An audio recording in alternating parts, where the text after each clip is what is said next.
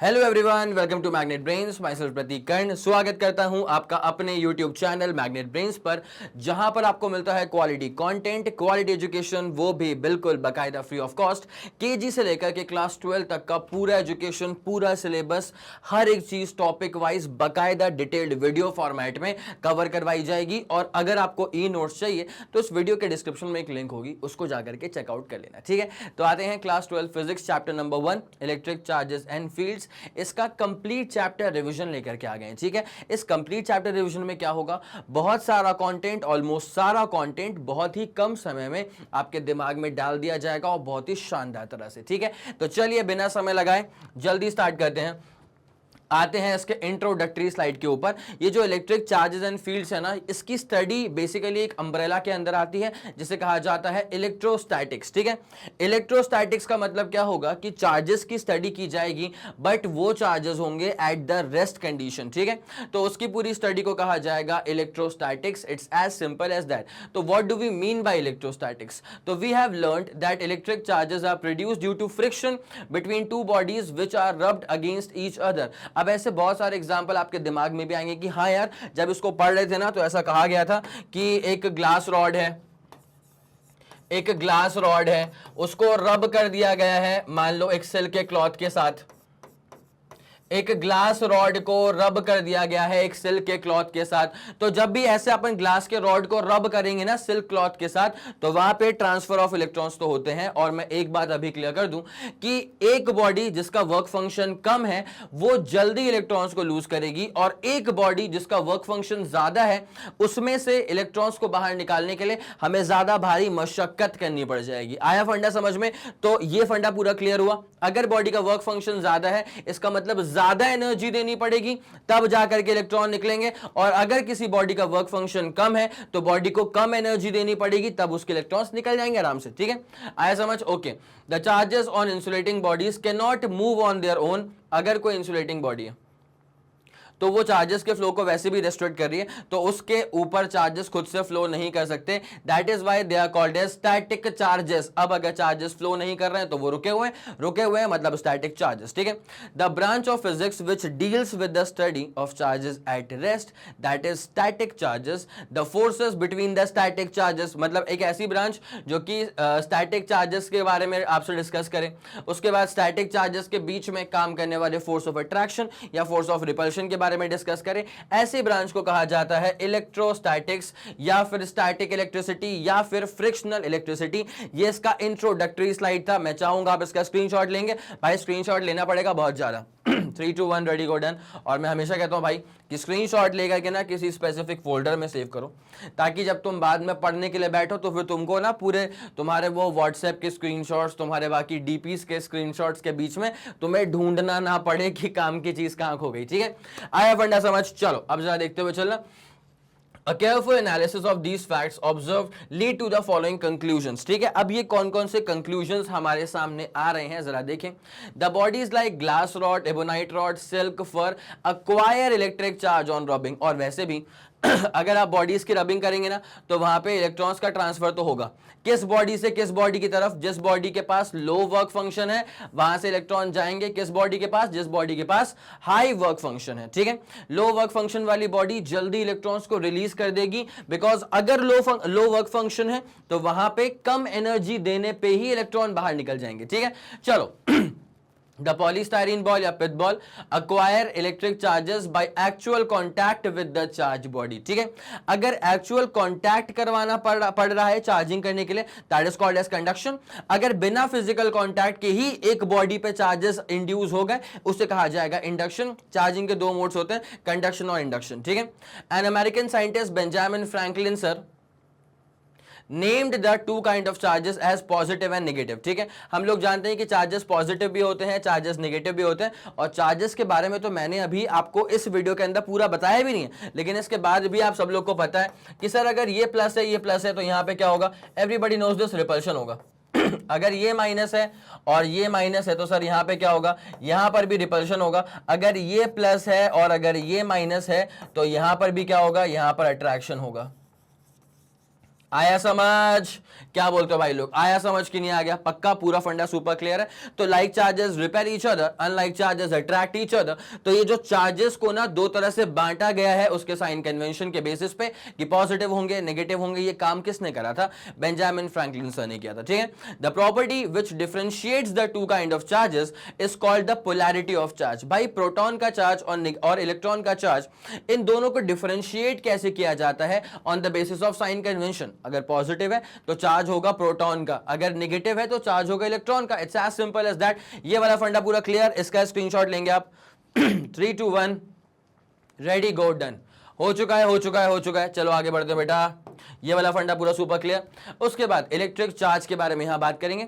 If a body possesses an electric charge it is said to be charged or electrified when it has no charge it is said to be neutral. अगर किसी body के पास excessive amount of charges हैं तो आप कहते हैं कि बॉडी चार्ज है या फिर बॉडी इलेक्ट्रिफाइड है। अगर बॉडी के पास कोई नेट चार्ज नहीं है, नेट का मतलब होता है टोटल चार्ज नहीं है, तो फिर बॉडी कैसी कहलाती है? न्यूट्रल। उसके बाद note that only rubbed area of non conducting body gets charge. ठीक है भाई, जिस एरिया पे आपने रबिंग करी है बस वहीं पे चार्जेस आएंगे, बाकी जो इलाका है ना वो सूना पड़ा रहेगा। It's as simple as that. भाई लोग इसका एक बार स्क्रीनशॉट लेना, फिर अपन कहानी में आगे बढ़ने वाले हैं। चलो फिर, बहुत शानदार, इसका आप लोगों ने स्क्रीनशॉट ले लिया होगा। तो स्टैटिक इलेक्ट्रिसिटी वाला पूरा फंडा अपने दिमाग में सुपर क्लियर हो चुका है, ठीक है। अब जरा आगे बढ़ते हैं। इलेक्ट्रिक चार्ज की बेसिक कैरेक्टरिस्टिक प्रॉपर्टी क्या होती है, जरा गौर करते हुए चलना। किसी भी बॉडी के पास ना इलेक्ट्रिक चार्ज के नाम पर एक बेसिक क्वांटिटी, एक बेसिक क्वालिटी होती है, जिस क्वालिटी के बेसिस पे वो जो बॉडी है वो किसी दूसरी बॉडी को चार्ज के बेसिस पे रिपेल या अट्रैक्ट कर सकती है, ठीक है। तो electric charge is a characteristic that accompanies fundamental particles wherever whenever they exist, ठीक है। अकॉर्डिंग टू विलियम गिलबर्ट, अब यहां से आती है चार्ज की डेफिनेशन। तो charge is something possessed by material objects that makes possible for them to exert electrical forces. Electrical forces attraction के भी हो सकते हैं, रिपल्शन के भी हो सकते हैं, ठीक है। यहां पे हो रहा है अट्रैक्शन, यहां पे हो जाएगा repulsion. Like charges repel each other, unlike charges attract each other. और बेंजामिन फ्रैंकलिन ही थे जिन्होंने चार्जेस को क्लासिफाई करा था दो तरह से, on the basis of their sign convention, positive and negative charges, ठीक है। उसके बाद The three most common elementary particles are electrons, protons, neutrons. Electrons के पास नेगेटिव चार्ज, प्रोटॉन्स के पास पॉजिटिव चार्ज, न्यूट्रॉन्स मतलब नाम से ही न्यूट्रल, ठीक है, कोई दिक्कत वाली बात नहीं। अब आते हैं एसआई यूनिट ऑफ चार्ज के ऊपर, जो कि होती है कूलम। उसके बाद CGS unit of charge is 1 ESU, इसका मतलब होता है इलेक्ट्रोस्टैटिक यूनिट, ठीक है। It is also called as 1 Franklin, Franklin के नाम पर भी यूनिट दे दी गई है उनके ऑनर में। 1 कूलम क्या होता है? 3 × 10⁹ इलेक्ट्रोस्टैटिक यूनिट। तो याद रखना, कूलम मतलब चार्ज की एसआई यूनिट और सीजीएस यूनिट के बीच में ये रहा अपने सामने रिलेशन। एक और होता है बेटा इलेक्ट्रोमैग्नेटिक यूनिट, वो होता है 3 × 10⁻10 टाइम्स इलेक्ट्रोस्टैटिक यूनिट। ये सब बेसिक फंडे होते हैं जो कि आपको चार्जेस के बारे में पता होने चाहिए, ठीक है। अब जरा एक काम करें, इसका तो आप लोगों ने स्क्रीनशॉट ले लिया होगा, कहानी में जरा आगे बढ़ते हैं। अब आते हैं यहां से क्वांटाइजेशन ऑफ चार्ज के ऊपर, ठीक है। क्वांटाइजेशन ऑफ चार्ज क्या बताता है कि अगर एक बॉडी से कुछ चार्जेस को दूसरी बॉडी की तरफ ट्रांसफर करना है तो वो हमेशा इंटीग्रल मल्टीपल्स में ही ट्रांसफर हो पाएंगे, क्वांटाइज्ड मैनर में ही ट्रांसफर हो पाएंगे। इसका मतलब ये है कि 1 इलेक्ट्रॉन ट्रांसफर कर सकता हूं, 2 इलेक्ट्रॉन ट्रांसफर कर सकता हूं, 3 इलेक्ट्रॉन ट्रांसफर कर सकता हूं, लेकिन 3.5 इलेक्ट्रॉन को ट्रांसफर नहीं किया जा सकता। तो क्वांटाइजेशन ऑफ चार्ज के अंतर्गत यह माना जाता है कि इलेक्ट्रॉन्स और प्रोटॉन्स को अपन तोड़ के ट्रांसफर नहीं कर सकते, या तो 1 इलेक्ट्रॉन, 2 इलेक्ट्रॉन, 3 इलेक्ट्रॉन, लेकिन 3.5, 3.2, 3.3 इलेक्ट्रॉन्स पॉसिबल नहीं है, ठीक है। सिमिलरली प्रोटॉन्स भी, अगर 1 प्रोटॉन ट्रांसफर करवा दिया बहुत बढ़िया, 2 करवा दो, 3 करवा दो, 3.5, 3.2, 3.8 ऐसे नंबर ऑफ प्रोटॉन्स को ट्रांसफर नहीं करवाया जा सकता, ठीक है। चलो, the quantization of electric charges is the property by virtue of which the charge on a body is integral multiple of basic unit of electron का चार्ज या प्रोटॉन का चार्ज। अब मैं आप लोग के दिमाग में ना दो फंडे एकदम सुपर क्लियर कर देना चाहता हूं। भाई लोग देखो, अगर मैंने कभी E लिखा है इसका मतलब इलेक्ट्रॉन नहीं है, इसका मतलब है एक इलेक्ट्रॉन का चार्ज जो होता है माइनस, और चार्ज कितना होता है 1.6 × 10⁻⁻19 कूलम। अगर मैंने P लिखा है इसका मतलब क्या हो जाएगा? चार्ज ऑफ 1 प्रोटॉन, जो कि हो जाता है पॉजिटिव चार्ज, और इसकी वैल्यू क्या होती है 1.6 × 10⁻⁻19 coulomb. It's as simple as that, ठीक है। अब जरा गौर फरमाइएगा, अगर किसी बॉडी के पास ना एक इलेक्ट्रॉन है, चार्ज कितना होगा उसके पास 1e का, 10 इलेक्ट्रॉन्स है 10e का, n नंबर ऑफ इलेक्ट्रॉन्स है तो ne का चार्ज होगा, ठीक है। और अगर किसी बॉडी के पास n नंबर ऑफ प्रोटॉन्स हैं तो बॉडी के पास चार्ज क्या हो जाएगा, np का चार्ज हो जाएगा। कोई दिक्कत वाली बात तो नहीं, ठीक है। यहां पे n is the number of electrons, यहां पे n is the number of protons, और एक बड़ी प्यारी चीज मैं लिख दूंगा, n बिलोंग्स टू z। इसका मतलब क्या होता है कि नंबर ऑफ प्रोटॉन्स हो या नंबर ऑफ इलेक्ट्रॉन्स हो, वो रहने वाला है हमेशा इंटीजर, z यहां पे इंटीजर को सिग्निफाई कर रहा है, ठीक है। चमका, इसका मतलब चार्जेस हमेशा इंटीग्रल मल्टीपल में ही ट्रांसफर हो पाएंगे। बिल्कुल बेसिक यूनिटरी मेथड जिसका यूज करके बनता है क्वांटाइजेशन ऑफ चार्ज, कोई दिक्कत वाली बात नहीं होगी, ठीक है। चलो ये वाला फंडा पूरा सुपर क्लियर, ओके। ये सब चीजें अपन देख चुके थे क्वांटाइजेशन ऑफ चार्ज के बारे में, okay. Thus charge of a body is always given by q is equals to ne, या चल q is equals to np बोल लेना अगर प्रोटॉन्स को ट्रांसफर करवा रहे हैं, ठीक है। Unit of charge that we already know, जैसे मान ले फॉर एग्जांपल अगर n1 नंबर ऑफ इलेक्ट्रॉन्स है और n2 नंबर ऑफ प्रोटॉन्स हैं, तो मैं तो क्या बोलता हूं भाई, इसको तुम ना इलेक्ट्रॉन के चार्ज को -e या प्रोटॉन के चार्ज को +e मत बोलो। मेरा ऐसा मानना है कि प्रोटॉन के चार्ज को बस p बोल दो, इलेक्ट्रॉन के चार्ज को बस e बोल दो। लेकिन मैंने यहाँ पे ऐसा क्यों लिख के रखा है, बिकॉज बहुत जगह पे बहुत सारी बुक्स में ये वाला फंडा भी यूज किया गया है। इलेक्ट्रॉन के चार्ज को -e से रिप्रेजेंट करना, प्रोटॉन के चार्ज को +e से रिप्रेजेंट करना। अगर तुम्हें ये वाला फंडा पसंद है, ये वाला फॉलो करो, ये वाला फंडा पसंद आ गया तो ये वाला फॉलो कर ले, कोई दिक्कत वाली बात नहीं है, ठीक है। चले आगे बढ़े, आगे बढ़े। जैसे मान ले किसी बॉडी के पास अगर ये प्लस माइनस क्या शो कर रहा है कि प्रोटॉन होगा तो प्लस का चार्ज, माइनस होगा मतलब इलेक्ट्रॉन होगा तो माइनस का चार्ज, ठीक है। अगर 3 प्रोटॉन्स होंगे या 3 इलेक्ट्रॉन्स होंगे तो चार्ज क्या हो जाएगा, 3 इंटू ई हो जाएगा। प्लस या माइनस वही शो कर रहा है कि प्रोटॉन होगा तो प्लस, इलेक्ट्रॉन होगा तो माइनस, ठीक है। चलो done done done done done, okay. Find the number of protons that constitute 1 coulomb of charge. Find the number of protons, कितने नंबर ऑफ प्रोटॉन्स ने मिलकर के 1 कूलम का चार्ज बना लिया होगा। तो भैया पॉजिटिव 1 कूलम है, इसका मतलब क्या, q is equal to np, ठीक है। तो n इज इक्वल टू क्या हो जाएगा, q ओवर p। q का मतलब क्या होता है 1 कूलम, और p का मतलब क्या होता है 1.6 10 टू द पावर -19। जैसे अपन इसको सॉल्व आउट करेंगे अपना आंसर अप्रोक्सीमेटली क्या आता है 6.25 10 टू द पावर 18। ये स्टैंडर्ड वैल्यू है, दिमाग में छाप लो कि 6.25 10 to the power 18 number of protons मिलकर के बनाते हैं 1 कूलम का चार्ज, और 6.25 10 to the power 18 number of electrons मिलकर के बनाएंगे -1 कूलम का charge. It's as simple as that. मेरे ख्याल में ये वाला फंडा भी पूरा सुपर क्लियर हो चुका होगा। अगले वाले पे आ जाओ। Is a charge of 4 10 to the power -19 coulomb possible. क्या ये चार्ज जो आपके सामने यहाँ पे प्रस्तुत है, क्या ये पॉसिबल लग रहा है आपको? तो पहली बात तो पॉजिटिव चार्ज है, तो भैया q is equal to np apply कर दो। n इज इक्वल टू हो जाएगा q ओवर p।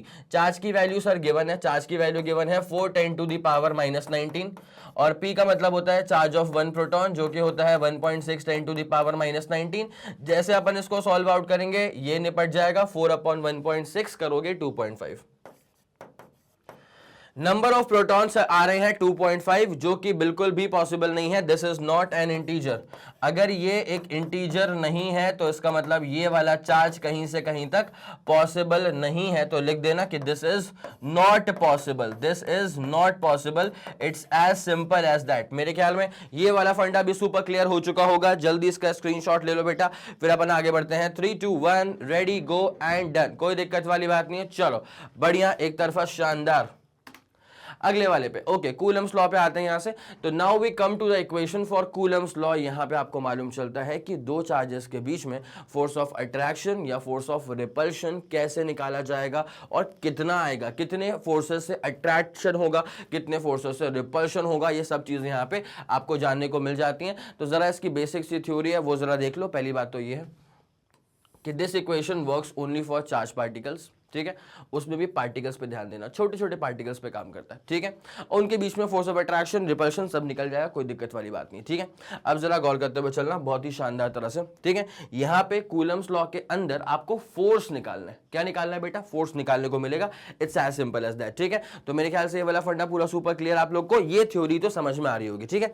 अब जरा ध्यान देना, जैसे मान लीजिए फॉर एग्जाम्पल अपने पास एक चार्ज है यहाँ पे Q1 के बराबर और एक चार्ज है यहाँ पे Q2 के बराबर, ठीक है। इन दोनों का सेपरेशन डिस्टेंस है r के बराबर। अब अगर यहां पे आपको निकालना है कि फोर्स कितना काम करेगा, सेपरेशन डिस्टेंस r, चार्जेस क्या हो चुके हैं बेटा, q1 हो चुका है और q2 हो चुका है, तो यहां पे जो फोर्स काम करेगा उस फोर्स का फॉर्मूला क्या हो जाएगा, F is equal to K Q1 Q2 by R का स्क्वायर। ठीक है, F is equal to K, उसके बाद Q1 का भी आप मॉडुलस लेते हैं, Q2 का भी आप मॉडुलस लेते हैं, अपॉन नीचे करा जाता है R का स्क्वायर। आया समझ? ठीक है, this gives you the force of interaction between two charges. यहाँ पे जो K होता है ना, इस पे जरा गौर फरमाइएगा बेटा। ये जो K होता है ना, इसका एक एक्सप्रेशन आता है 1/4 पाई एप्सिलॉन नॉट, जिसमें एप्सिलॉन नॉट का मतलब होता है एब्सोल्यूट परमिटिविटी। ये कोई सा भी मीडियम जो है वो कितना अलाउ करेगा इलेक्ट्रिक फील्ड लाइंस को पास करने के लिए, उसका जिक्र यहाँ पे होता है। ठीक है, एप्सिलॉन नॉट वो बताता है। ठीक है, अगर परमिटिविटी की वैल्यू ज्यादा है इसका मतलब ज्यादा परमिट करेगा, अगर परमिटिविटी की वैल्यू कम है इसका मतलब कम परमिट करेगा। तो एप्सिलॉन नॉट का मतलब होता है permittivity of air, vacuum, free space. ठीक है, एयर हो गया, वैक्यूम हो गया, फ्री स्पेस हो गया, ये कितना परमिट करेगा उसकी बात है। तो उसको सॉल्व करने पे 9 × 10⁻⁹ आ जाएगा। It's as simple as that. मेरे ख्याल में यहां तक कोई दिक्कत आप लोग को नहीं आ रही होगी। ये के का फंडा हो गया पूरा।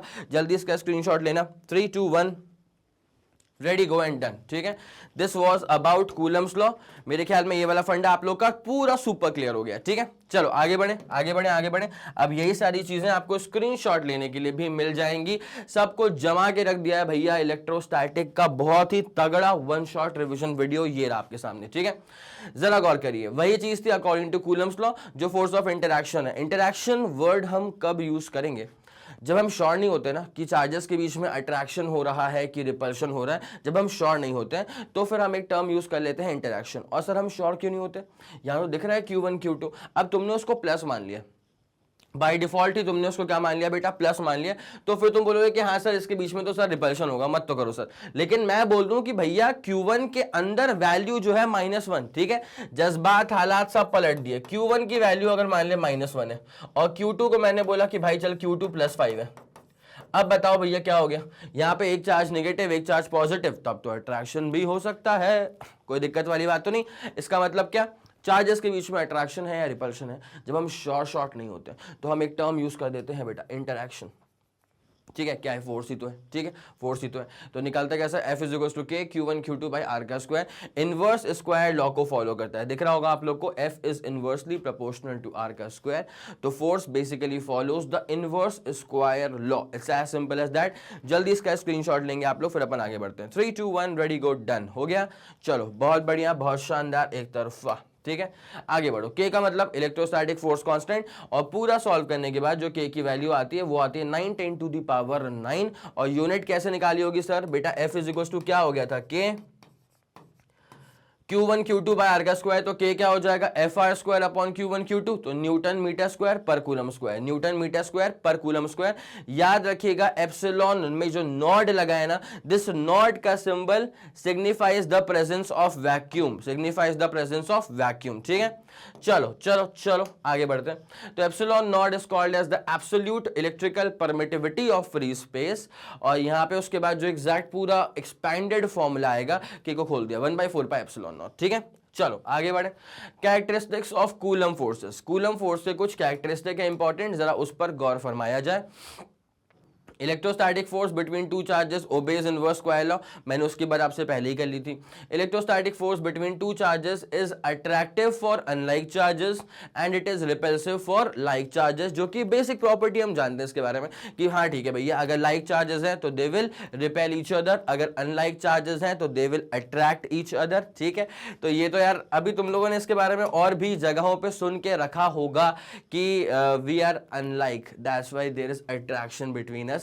ऐसी चीजें तुम लोग को तो पता है यार, मत तो करो। ठीक है, आगे बढ़े।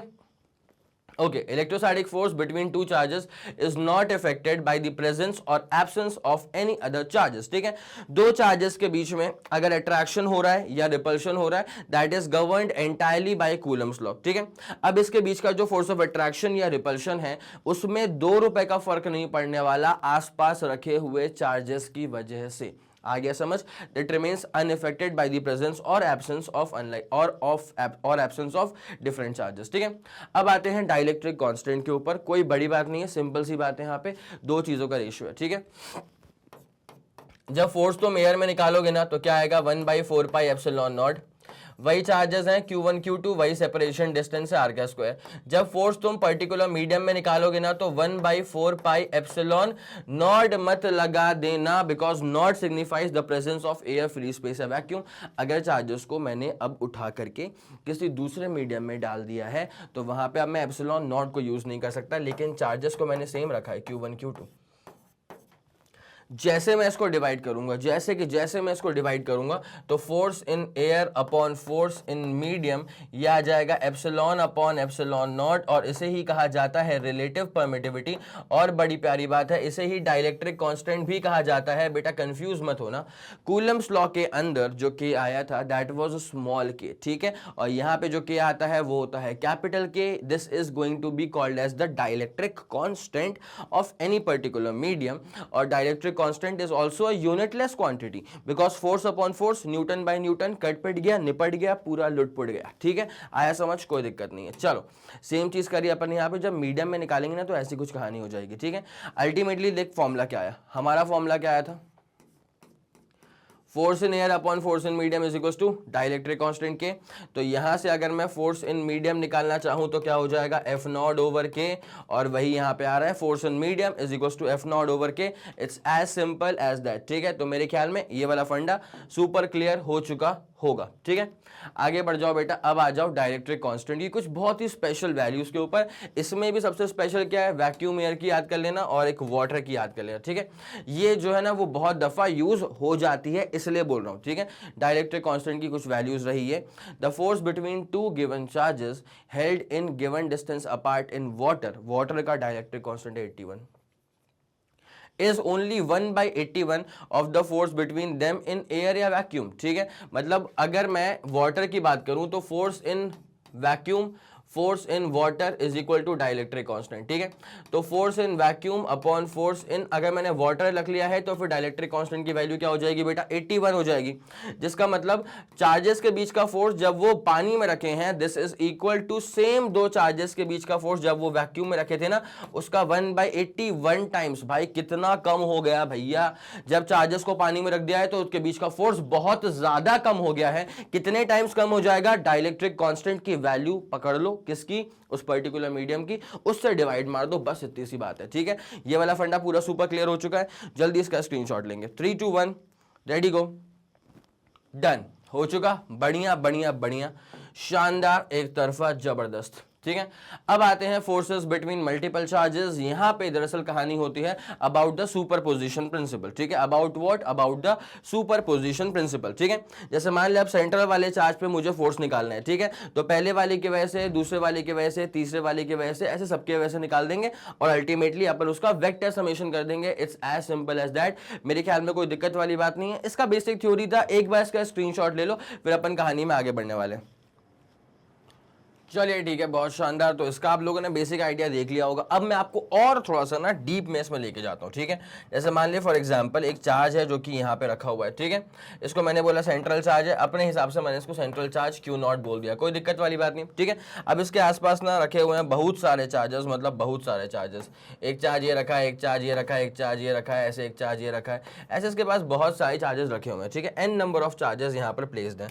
तो सबकी दूरी जब निकालेंगे अपन, तो भैया यहाँ से यहाँ तक की दूरी R1 मान लो, यहाँ से यहाँ तक की दूरी R2 मान लो, फिर यहाँ से यहाँ तक की दूरी R3 मान लो, फिर यहाँ से यहाँ तक की दूरी R4, R5, ऐसे n नंबर ऑफ चार्जेस यहाँ पर मौजूद हैं। तो सब मिलकर के फोर्स भी अप्लाई करेंगे, उसमें कोई दो राय नहीं है। तो इसको बोल देंगे सेंटर ऑफ फर्स्ट के बीच का डिस्टेंस, सेंटर और थर्ड के बीच का डिस्टेंस, सेंटर ऑफ फोर्थ के बीच का डिस्टेंस, सेंटर ऑफ फिफ्थ के बीच का डिस्टेंस, सेंट्रल चार्ज और nth चार्ज के बीच का डिस्टेंस। ठीक है, अब क्या होगा, इसके ऊपर जो फोर्सेस लग रहे हैं बेटा वो सब की वजह से लग रहे हैं, तो अपन क्या करेंगे, सब का वेक्टर समेशन कर देंगे। इसका चार्ज कितना है बोले तो Q1 Q2 Q3, सिंपल लग रहा है नहीं लग रहा यार, Q4 Q5 और Qn नंबर ऑफ चार्जेस। अब जो सेंट्रल पे जो फोर्स लग रहा है बेटा, उसको निकालने का सिंपल तरीका होता है कि भैया जब सेंट्रल वाले पे फोर्स निकालना है ना, तो आप एक काम करिए, सेंट्रल वाले पे फोर्स पहले वाले की वजह से, सेंट्रल वाले पे फोर्स दूसरे वाले की वजह से, सेंट्रल वाले पे फोर्स तीसरे वाले की वजह से, और सेंट्रल वाले पे ही फोर्स जो है nth वाले की वजह से। It is as simple as that, कोई दिक्कत वाली बात नहीं होनी चाहिए। ठीक है, और यहाँ पे ना जब मैं इसके बीच का फोर्स निकाल रहा हूं तो मुझे बिल्कुल पड़ी भी नहीं है कि दूसरा वाला क्या फोर्स लगा रहा है, ठीक है। अपने आप पे ध्यान दो, अपने कार्यक्रम पे ध्यान दो, बाकी चीजों को छोड़ो, ठीक है। इतना पूरा समझ में आ गया, कोई दिक्कत वाली बात नहीं। इसका स्क्रीनशॉट लेते हुए चलो, बहुत ही शानदार चीज है बेटा। इसका स्क्रीनशॉट लेते हुए चलो, 3 2 1 रेडी गो एंड डन। चलो हो गया, आगे बढ़े, बहुत शानदार एक तरफा। This was about superposition principle, ठीक है। इसका एक्सप्रेशन जो आएगा ना वो कुछ इस तरह का रहेगा आप लोग के सामने। कुछ नहीं करा बेटा, जब सेंट्रल और फर्स्ट चार्ज के बीच का फोर्स निकाला तो उसके फोर्स को खोल दिया ना कि Q1 Q2 अपॉन डिस्टेंस का स्क्वायर, ठीक है। Q1 मतलब Q1, Q2 मतलब सेंट्रल चार्ज था अभी, ठीक है। Q0, okay done. उसके बाद first two charges are like charges, यहां पे आ चुका है, मेन हेडिंग है कॉन्सेप्ट ऑफ इक्विलिब्रियम, ठीक है। इक्विलिब्रियम का मतलब क्या होता है? इक्विलिब्रियम का मतलब होता है कि नेट फोर्स का जीरो हो जाना, ठीक है। सर कई लोग पूछते हैं कि सर नेट फोर्स क्या होता है, तो बेटा नेट फोर्स का मतलब होता है टोटल फोर्स। क्या इसका मतलब क्या होता है? Total force. किसी बॉडी पर अगर टोटल फोर्स लग रहा है शून्य के बराबर, इसका मतलब वो वाली बॉडी जो है या वो जो पार्टिकल है वो आ चुका है इक्विलिब्रियम में। एक सिंपल सा बहुत ही सस्ता सुंदर टिकाऊ एग्जांपल तुम्हारे दिमाग में फिट कर दिया जाए तब तुम कहोगे सर मजा आया।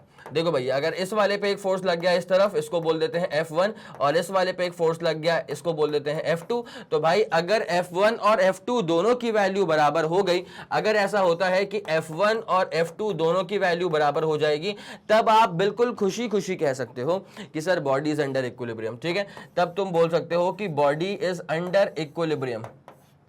कोई दिक्कत वाली बात तो नहीं है, पक्का पूरा फंडा क्लियर। तो ये कहानी होती है फॉर इक्विलिब्रियम। अब जरा सुनते हुए चलना, मैंने दो चार्जेस को ना पहले से ही प्लेस कर दिया है, मैंने दो चार्जेस को पहले से ही प्लेस करके रखा हुआ है जो कि लाइक चार्जेस है। अब मैं थर्ड चार्ज को प्लेस करना चाहता हूं, तो मैं थर्ड चार्ज को कहां प्लेस करूंगा सो दैट वो इक्विलिब्रियम में रहे? तो बेटा इस पर टॉपिक अपना बहुत ही शानदार आ चुका था, प्लेलिस्ट में चेक कर लेना। यहां पे मैं तुमको वन शॉट में बता रहा हूं कि अगर पहले के दो चार्जेस लाइक चार्जेस होते हैं तो थर्ड चार्ज की प्लेसमेंट जो होगी ना वो उनके बीच में कहीं होती है, and also closer to the charge having smaller magnitude, ठीक है। तो when the first two charges are like charges, then the third charge is to be placed somewhere in between them so that it remains in the state of equilibrium, ठीक है। और वो भी कहां पे? Closer to the charge having smaller magnitude. अच्छा, sign convention जो है ना थर्ड चार्ज का, सर देखिए थर्ड चार्ज पॉजिटिव हो नेगेटिव हो मसला नहीं है। अगर आपके पहले के जो दो चार्जेस हैं अगर वो लाइक चार्जेस हैं तो थर्ड चार्ज को ना कहीं पर भी प्लेस कर दो बीच में, closer to the charge having smaller magnitude. और थर्ड चार्ज का sign convention has no role to play in the position of its equilibrium. कोई दिक्कत वाली बात तो नहीं, पक्का फंडा क्लियर। ये वाला अपने पास एक फंडा हो गया। दूसरा, जब पहले के जो दो चार्जेस को प्लेस किया गया था अगर वो लाइक नहीं है, वो अनलाइक चार्जेस हैं, तो फिर थर्ड चार्ज की प्लेसमेंट ना बाहर होती है। बाहर होती है मतलब क्या? अगर मैंने इसको प्लेस करा Q1, मैंने इसको प्लेस करा Q2, और ये अगर अनलाइक चार्जेस है मतलब ये माइनस है और ये प्लस है, तो इनके बीच में कभी भी इक्विलिब्रियम नहीं आ सकता। इनके बीच में कभी भी इक्विलिब्रियम नहीं आ सकता। क्यों नहीं आ सकता? माइनस की इलेक्ट्रिक फील्ड या माइनस का फोर्स जो है, अगर मैंने यहाँ पे मान लिया एक टेस्ट चार्ज को प्लेस कर दिया, ठीक है, तो माइनस वाला इसको यहाँ पे खींचेगा, प्लस वाला इसको धक्का देगा। तो भैया अगर दो फोर्सेस सेम डायरेक्शन में हो गए तो इक्विलिब्रियम पोजीशन नहीं हो पाई ना। तो इक्विलिब्रियम कब आएगी? या तो यहाँ प्लेस कर दे, या तो यहाँ पे प्लेस कर दे, and again closer to the charge having smaller magnitude. It's as simple as that, ठीक है। इसका भी स्क्रीनशॉट लेना बनता है बेटा, जल्दी तुरंत से पहले फुर्ती में इसका स्क्रीनशॉट लो, फिर अपन आगे बढ़ने वाले हैं। 3 2 1 रेडी गो एंड डन। एक तरफा शानदार जबरदस्त। चलो अब यहां पे आ गए हैं बेटा चार्जेस के बारे में समझते हुए चलना, सुनते हुए चलना। चार्जेस हम लोग देख चुके थे, यूनिट भी देख ली, सब चीजें देख ली, लेकिन अब कहानी में ना हल्का सा और एडवांस लेवल आ गया, ठीक है। चार्जेस दो तरह के होते हैं, सोर्स चार्ज और टेस्ट चार्ज, ठीक है। जैसे मान ले फॉर एग्जांपल, मैंने हमेशा एग्जांपल दिया ऐसा वाला कि इस दीवार के पास चार्ज है पॉजिटिव का और मेरे हाथ में हमेशा स्टाइलस ही है, तो स्टाइलस के पास चार्ज क्या है? नेगेटिव का। तो यार इलेक्ट्रिक फील्ड स्टाइलस ने भी प्रोड्यूस करी है, और इलेक्ट्रिक फील्ड इस सोर्स चार्ज बोल रहा हूं मैं इसको, इस दीवार ने भी प्रोड्यूस करी है, ठीक है। ये चार्ज्ड वॉल थी, ठीक है। Now the thing is this कि इलेक्ट्रिक फील्ड जो इस वॉल ने प्रोड्यूस करी है उसकी वैल्यू बहुत तगड़ी है, और जो इलेक्ट्रिक फील्ड इस छोटे से स्टाइलस ने प्रोड्यूस करी है इसकी वैल्यू बहुत छोटी है। तो इस दीवार के द्वारा प्रोड्यूस इलेक्ट्रिक फील्ड के सामने ये स्टाइलस की जो इलेक्ट्रिक फील्ड की इंटेंसिटी है वो कमजोर रह जाएगी, और जब इसकी इंटेंसिटी कमजोर रह जाएगी तो इस पूरे सीन को ध्यान में रखते हुए हम कहते हैं कि ये सोर्स चार्ज है। सोर्स चार्ज क्या होता है? वो चार्ज जो कि इलेक्ट्रिक फील्ड प्रोड्यूस कर रहा है, कहने को तो इलेक्ट्रिक फील्ड ये भी प्रोड्यूस कर रहा है, लेकिन इसकी इंटेंसिटी बहुत कम है ना, इसलिए अपन कहते हैं कि this is the source charge. तो सोर्स चार्ज क्या होता है? पहली बात तो ये कि सोर्स चार्ज जो है ना ये प्रोड्यूस करेगा इलेक्ट्रिक फील्ड, और टेस्ट चार्ज जो है, जैसे स्टाइलस तो था, तो स्टाइलस के पास चार्ज तो था, लेकिन असली में उसका चार्ज ना के बराबर, उसका इलेक्ट्रिक फील्ड ना के बराबर था, इसलिए हमने बोला कि ये जो स्टाइलस है ये बेसिकली इलेक्ट्रिक फील्ड को एक्सपीरियंस करने के लिए रखा गया है, ठीक है। तो टेस्ट चार्ज जो है वो एक्सपीरियंसिंग चार्ज है, सोर्स चार्ज जो है वो इलेक्ट्रिक फील्ड प्रोड्यूस करता है। सोर्स चार्ज यूजुअली भारी होता है, इट इज मोस्टली स्टैटिक, लेकिन टेस्ट चार्ज जो होता है ना वो मोस्टली क्या होता है? डायनामिक। अभी हमारे एग्जाम्पल के हिसाब से जो स्टाइलस था हमारा, this is serving as the test charge, और हमारे एग्जाम्पल के हिसाब से जो चार्ज्ड वॉल थी, this is serving as the source charge.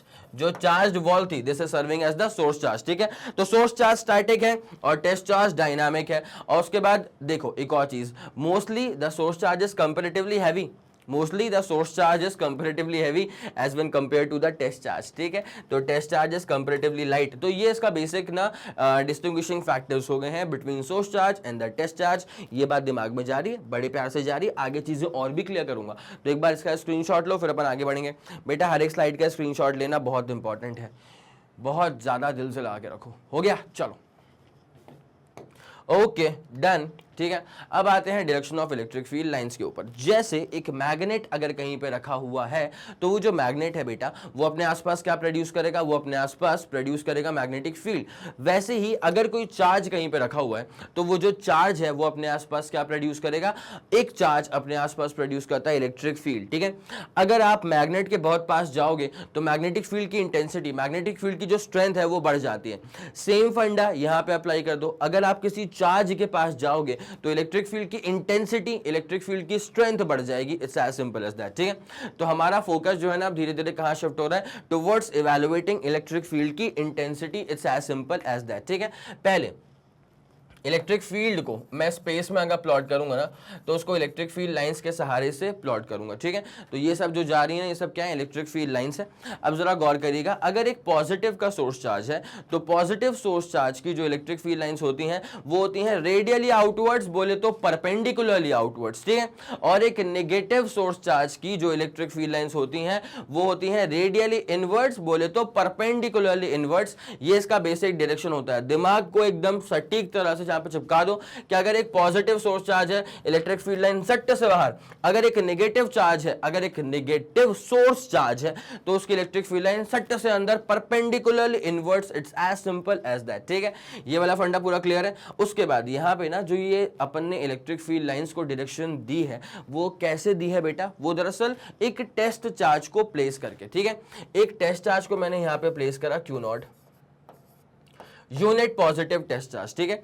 अब इसका डायरेक्शन ऑफ मोशन कहां पे आएगा? भैया ये सोर्स चार्ज पॉजिटिव था, टेस्ट चार्ज बचपन से पॉजिटिव, धक्का लग गया, रिपल्शन, ठीक है।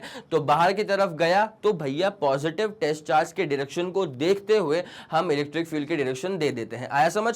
अगर एक नेगेटिव चार्ज है और अगर मुझे इसकी इलेक्ट्रिक फील्ड का डायरेक्शन निकालना है तो मैं किसको यूज करूंगा? यूनिट पॉजिटिव टेस्ट चार्ज को यूज करूंगा।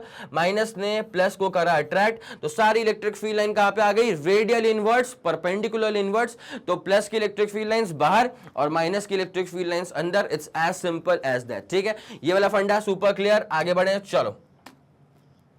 उसके बाद इलेक्ट्रिक फील्ड की intensity due to a point charge. मैंने वही कहा था बेटा, एक चार्ज होगा और उसकी वजह से हमें क्या निकालनी होगी? इलेक्ट्रिक फील्ड की इंटेंसिटी निकालनी होगी। मान ले जो अपने पास चार्ज है उसकी वैल्यू क्यू है और वो इलेक्ट्रिक फील्ड तो प्रोड्यूस करेगा ऑब्वियसली। तो जैसे मान ले अपने पास एक चार्ज है क्यू, अभी अपने आसपास क्या प्रोड्यूस कर रहा है? इलेक्ट्रिक फील्ड प्रोड्यूस कर रहा है। और मुझे ना इस पर्टिकुलर पॉइंट पे निकालना है इलेक्ट्रिक फील्ड की इंटेंसिटी।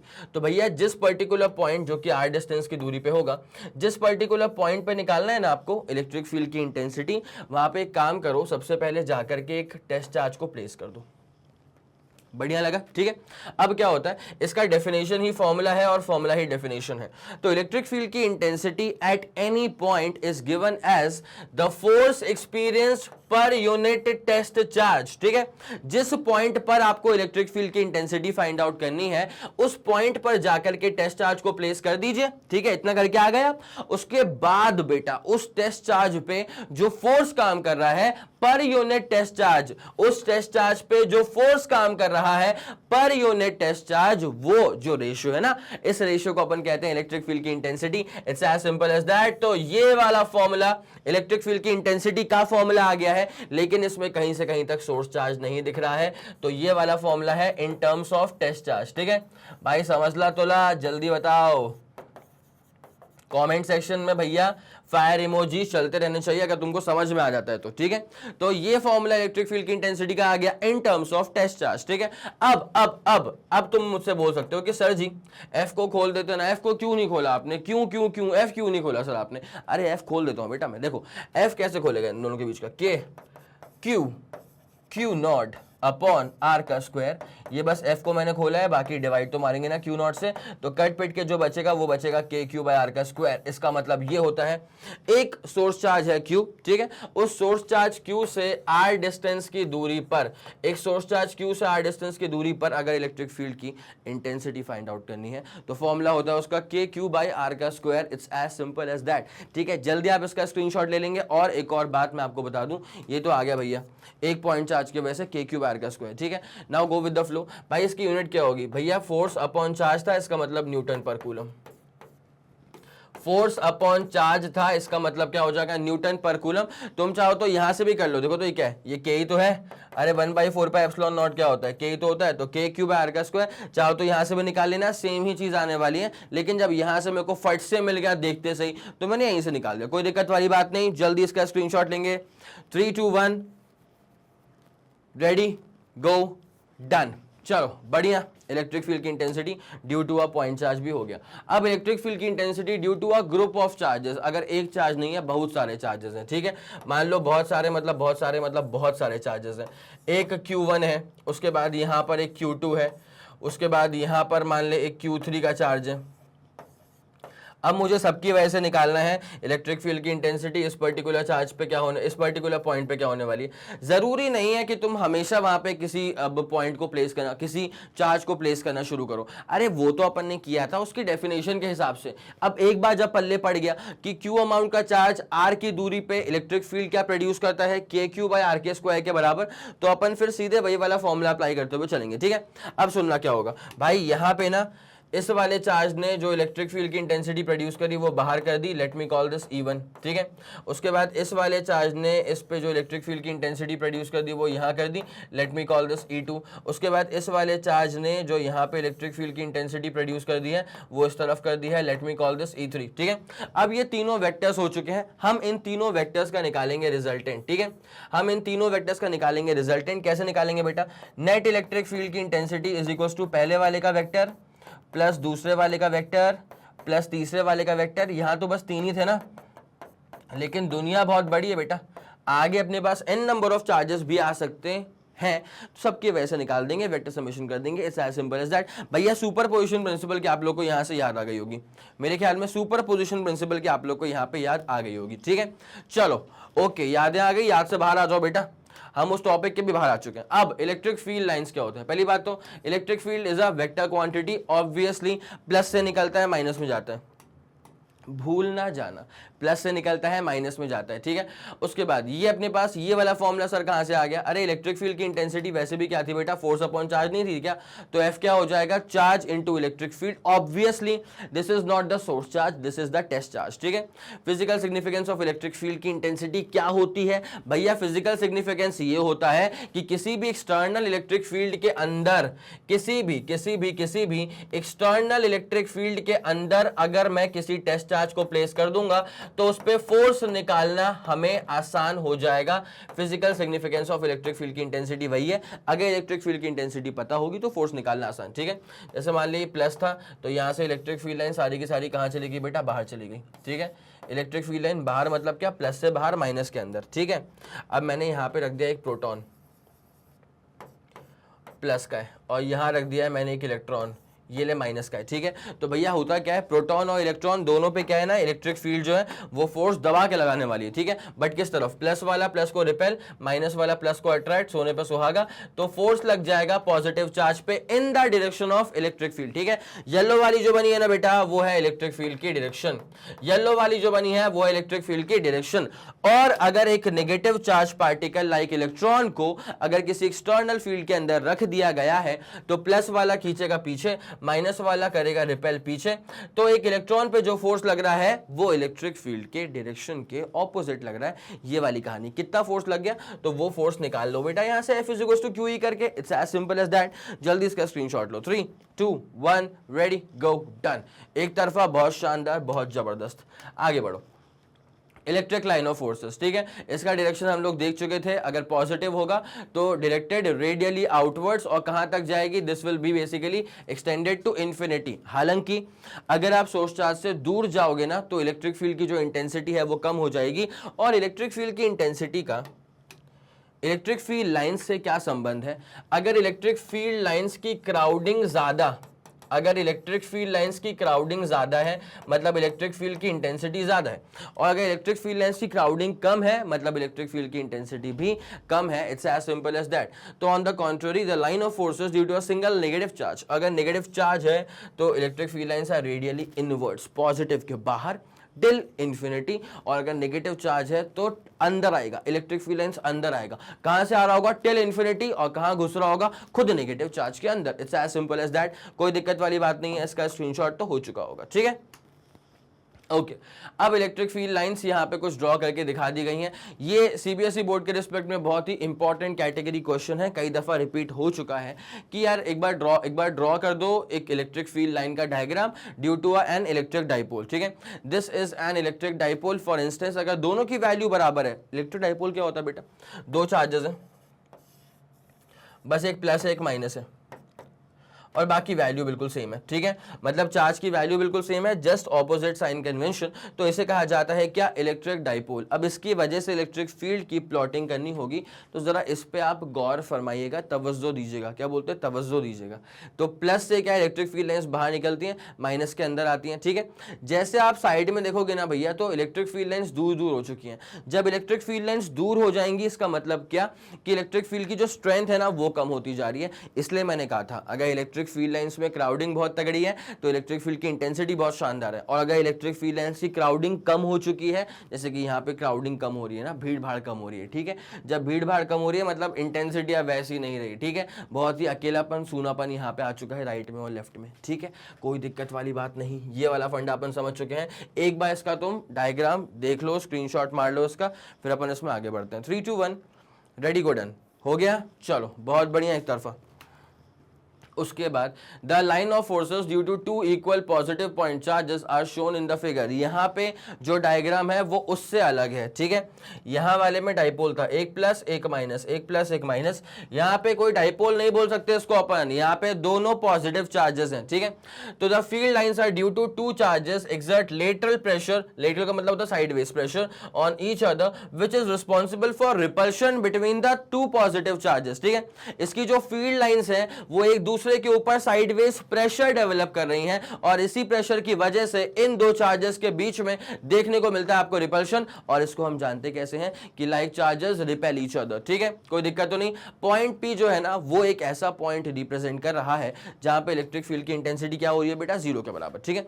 कैसे, देखो इसका और इसका अगर वैल्यू बिल्कुल सेम है, ठीक है, मतलब ये 5 कूलम, ये वाला भी प्लस का 5 कूलम, तो जो ये न्यूट्रल पॉइंट है ना वो बिल्कुल बीचों बीच आएगा। न्यूट्रल पॉइंट दरअसल वो पॉइंट होता है जहां पे नेट इलेक्ट्रिक फील्ड की इंटेंसिटी बिल्कुल 0 है, ठीक है। एक बार जरा सुनते हुए चलना, ये वाला चार्ज है प्लस का, ये वाला चार्ज है प्लस का, दोनों की वैल्यू बिल्कुल बराबर है। अगर मैं एक रैंडम पॉइंट लेता हूं, मान ले यहाँ पे मैंने एक पॉइंट लिया P, ठीक है, तो क्या होने वाला बेटा, ये वाला प्लस ने इसको यहाँ पे धक्का दिया तो ये अपने पास इलेक्ट्रिक फील्ड हो गया E, और इस वाले प्लस ने इस वाले पॉइंट को धक्का ऊपर दिया तो यहाँ पे इलेक्ट्रिक फील्ड क्या हो गया E। भैया अगर दोनों डायरेक्शन में ऑपोजिट है, ठीक है, नीचे इलेक्ट्रिक फील्ड ऊपर इलेक्ट्रिक फील्ड, तो नेट इलेक्ट्रिक फील्ड ऑटोमेटिकली क्या हो जाएगा, 0। नेट इलेक्ट्रिक फील्ड जीरो हो गया, मतलब क्या, वो वाला पॉइंट हो चुका है न्यूट्रल पॉइंट, एक ऐसा पॉइंट जहां पे इंटेंसिटी जीरो होती है। ये इसका स्क्रीनशॉट लो बेटा, ठीक है। और ये वाला point will shift closer to the charge having smaller magnitude, ठीक है। यहां पे दोनों का मैग्नीट्यूड सेम था, लेकिन अगर दोनों का जो चार्ज का जो मैग्नीट्यूड है ना, अगर वो एक का बड़ा हो गया, एक का मैग्नीट्यूड छोटा हो गया, तो जो न्यूट्रल पॉइंट है that will be shifting closer to the charge having smaller magnitude. देख लो भैया, Q2 की वैल्यू छोटी है और Q1 की वैल्यू बड़ी है, ठीक है। तो जो न्यूट्रल पॉइंट है ना P, वो हल्का हल्का शिफ्ट होगा towards the charge having smaller magnitude. इसका स्क्रीनशॉट लो पहले तो। 3 2 1 रेडी गो एंड डन। चलो बहुत बढ़िया, एक तरफा शानदार जानदार जबरदस्त, ठीक है, समझ गए तुम पूरा फंडा। अब यहां पे आ जाओ। The figure shows field lines for a section of an infinitely large sheet of positive charge, ठीक है। बहुत ही इन्फिनाइटली लार्ज है, बहुत ऊपर तक गए बेटा, बहुत ऊपर पहुंचे, बहुत नीचे भी गिर जाते हो, ठीक है। तो ये अपने पास चार्ज है, इसके पास पॉजिटिव चार्ज है। तो प्लस से क्या ध्यान में रखना है बेटा, प्लस से बस ये ध्यान में रखना है कि इलेक्ट्रिक फील्ड लाइंस ना बाहर जाती हैं। Just take example of positive point charge, ठीक है। इसकी इलेक्ट्रिक फील्ड लाइंस बाहर जा रही है, मतलब क्या कि इस तरफ भी बाहर, इस तरफ भी बाहर, इस तरफ भी बाहर, इस तरफ भी बाहर, यहां भी बाहर, यहां भी बाहर, यहां भी बाहर और यहां भी बाहर। कोई दिक्कत वाली बात तो नहीं है। तो अगर ये पॉइंट चार्ज था, अब ये अपने पास क्या है, प्लेन शीट ऑफ चार्ज है, तो इसकी इलेक्ट्रिक फील्ड राइट में भी बाहर, लेफ्ट में भी बाहर। तो ये कुछ कहानी होती है for this infinitely long plane sheet of charge, ठीक है। स्क्रीनशॉट लेंगे इसका जल्दी, तुरंत से पहले बेटा। 3 2 1 रेडी गो एंड डन हो गया। चलो बहुत बढ़िया, बहुत शानदार, धमाकेदार।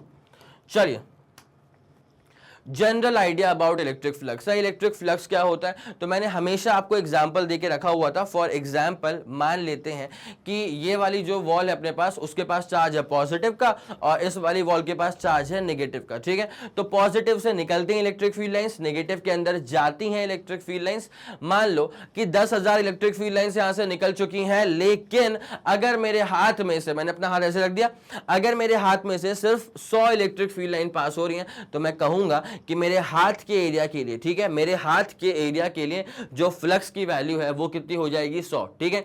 तो अगर 10,000 फील्ड लाइन पास हो रही हैं, तो मेरे हाथ के एरिया से कितनी फील्ड लाइन पास हो जाएंगी, 100, ठीक है। बेटा कोई ये हाथ पढ़ना भी जानता है क्या, ठीक है। अगर हाथ पढ़ना जानता है तो उसका स्क्रीनशॉट लेके जूम करके देख लेना, ठीक है। तो यहाँ पे क्या होने वाला है भैया, अगर 10,000 फील्ड लाइन निकल रही है, मेरे हाथ से बस 100 फील्ड लाइन पास होती है, तो इस हाथ के लिए जो फ्लक्स हो जाएगा वो क्या हो जाएगा, 100, ठीक है। इसका मतलब flux is going to be defined for any given surface area, ठीक है। ऐसे हवाबाजी करके मैं पूछ लूं कि ये दीवार थी, 10,000 फील्ड लाइंस थी, बताओ फ्लक्स क्या होगा, तो तुम उल्टा मेरे से पूछना कि सर फ्लक्स किसी एरिया के लिए होता है, प्लीज सर, तो ये एरिया तो बताओ किस एरिया के थ्रू निकालना है, ठीक है। ओके, तो number of electric field lines जो कि पेनिट्रेट कर देंगी, shut shut shut shut shut, ठीक है। जो number of electric field lines penetrate कर गई दिस गिवन सरफेस एरिया को, दिस इज काउंटिंग जो है ना, वो काउंटिंग नंबर जो है ना, that is basically called as the electric flux. It's as simple as that, ठीक है। Okay, to study electric flux we should be familiar with the area vector. Area तो रिक्वायर्ड है, लेकिन एरिया वेक्टर क्या होता है जरा उसके बारे में अपन जानकारी हासिल कर लें, ठीक है। एरिया वेक्टर जो होता है ना बेटा, वो हमेशा परपेंडिकुलर होता है। वैसे अगर देखा जाए तो area itself is a scalar quantity, लेकिन इलेक्ट्रिक फ्लक्स को पढ़ने के लिए आपको ये समझना पड़ेगा कि आपको एरिया को ना एज अ वेक्टर ट्रीट करना पड़ेगा। फॉर इंस्टेंस, ठीक है, तो एरिया को अगर आप वेक्टर बोलोगे तो अब अगला सवाल क्या उठता है कि फिर आप डायरेक्शन बताओ, कि अगर आपने एरिया को वेक्टर बोल दिया तो भैया डायरेक्शन तो बता दो। तो डायरेक्शन क्या होती है, एरिया वेक्टर की डायरेक्शन हमेशा होती है परपेंडिकुलरली आउटवर्ड्स, ठीक है, directed perpendicularly outwards. Area vector is always directed perpendicularly outwards, ठीक है। आया समझ, आया समझ, आया समझ भाई। ये तो बहुत तगड़ा डायग्राम था। ये ग्रीन वाला क्या है, गिवन सरफेस एरिया, और जो ये तीर निकल रहा है ना, तीर, वो दरअसल क्या है पता है, इलेक्ट्रिक फील्ड लाइंस है बेटा। क्या है वो, इलेक्ट्रिक फील्ड लाइंस जो कि गिवन सरफेस को ना पेनिट्रेट कर गई। अब जरा गौर करना, इस वाले केस में ना maximum number of electric field line जितनी छेद सकती थी उतनी छेद गई, लेकिन भैया यहां पे ना इसको टिल्ट कर दिया गया है। जब तुम गिवन सरफेस एरिया को हल्का सा टिल्ट कर दोगे तो अब इसमें वो बात नहीं रही जो इसमें थी, ठीक है। जितनी ज्यादा इलेक्ट्रिक फील्ड लाइन यहां से पास कर रही है उतनी ज्यादा अब यहां से पास नहीं कर पा रही, तो जितना शानदार फ्लक्स यहां पे होगा उससे कमजोर फ्लक्स यहां पे होगा। आपका, कोई दिक्कत तो नहीं, ये वाला फंडा पूरा क्लियर। एरिया वेक्टर हमेशा परपेंडिकुलरली आउटवर्ड्स होता है। जैसे मान लीजिए एक स्क्वायर सरफेस यहां पड़ा हुआ है, तो इसका जो एरिया वेक्टर होगा ना, ये होगा परपेंडिकुलरली आउटवर्ड्स, ठीक है। अगर छोटा सरफेस होगा तो ds, अगर छोटा सरफेस एरिया का वेक्टर होगा तो ds vector, it's as simple as that, ठीक है। मेरे ख्याल में कोई दिक्कत वाली बात नहीं है। जल्दी आप इसका स्क्रीनशॉट लेंगे, फिर अपन कहानी में आगे बढ़ते हैं। 3 2 1 रेडी गो डन। गजब, एक तरफा शानदार, जबरदस्त, बहुत बढ़िया। चलो, तो एरिया वेक्टर क्या होता है? Area vector is a scalar quantity, but in some of the problems it is convenient to treat it as a vector. वैसे एरिया स्केलर होता है, लेकिन some of the problem, some of the cases में आप उसको अगर vector की तरह से माफ कीजिए, अगर आप उसे वेक्टर की तरह से ट्रीट करेंगे तो आपका ही भला होने वाला है, ठीक है। बाय कन्वेंशन एरिया वेक्टर को जो डायरेक्शन देके रखी हुई है, वो देके रखी हुई है परपेंडिकुलरली आउटवर्ड्स, ठीक है। जैसे मान ले मेरे हाथ, ठीक है, एक गिवन सरफेस एरिया, मैं आशीर्वाद दे रहा हूं, तो इसका जो एरिया वेक्टर होगा परपेंडिकुलरली आउटवर्ड्स, ठीक है। अगर अपना हाथ ऐसे रखा है अपन ने, इसका जो होगा एरिया वेक्टर वो ऐसा परपेंडिकुलरली आउटवर्ड्स, ठीक है। आया समझ, आया समझ। तो ये बेसिक फंडा होता है about area vector.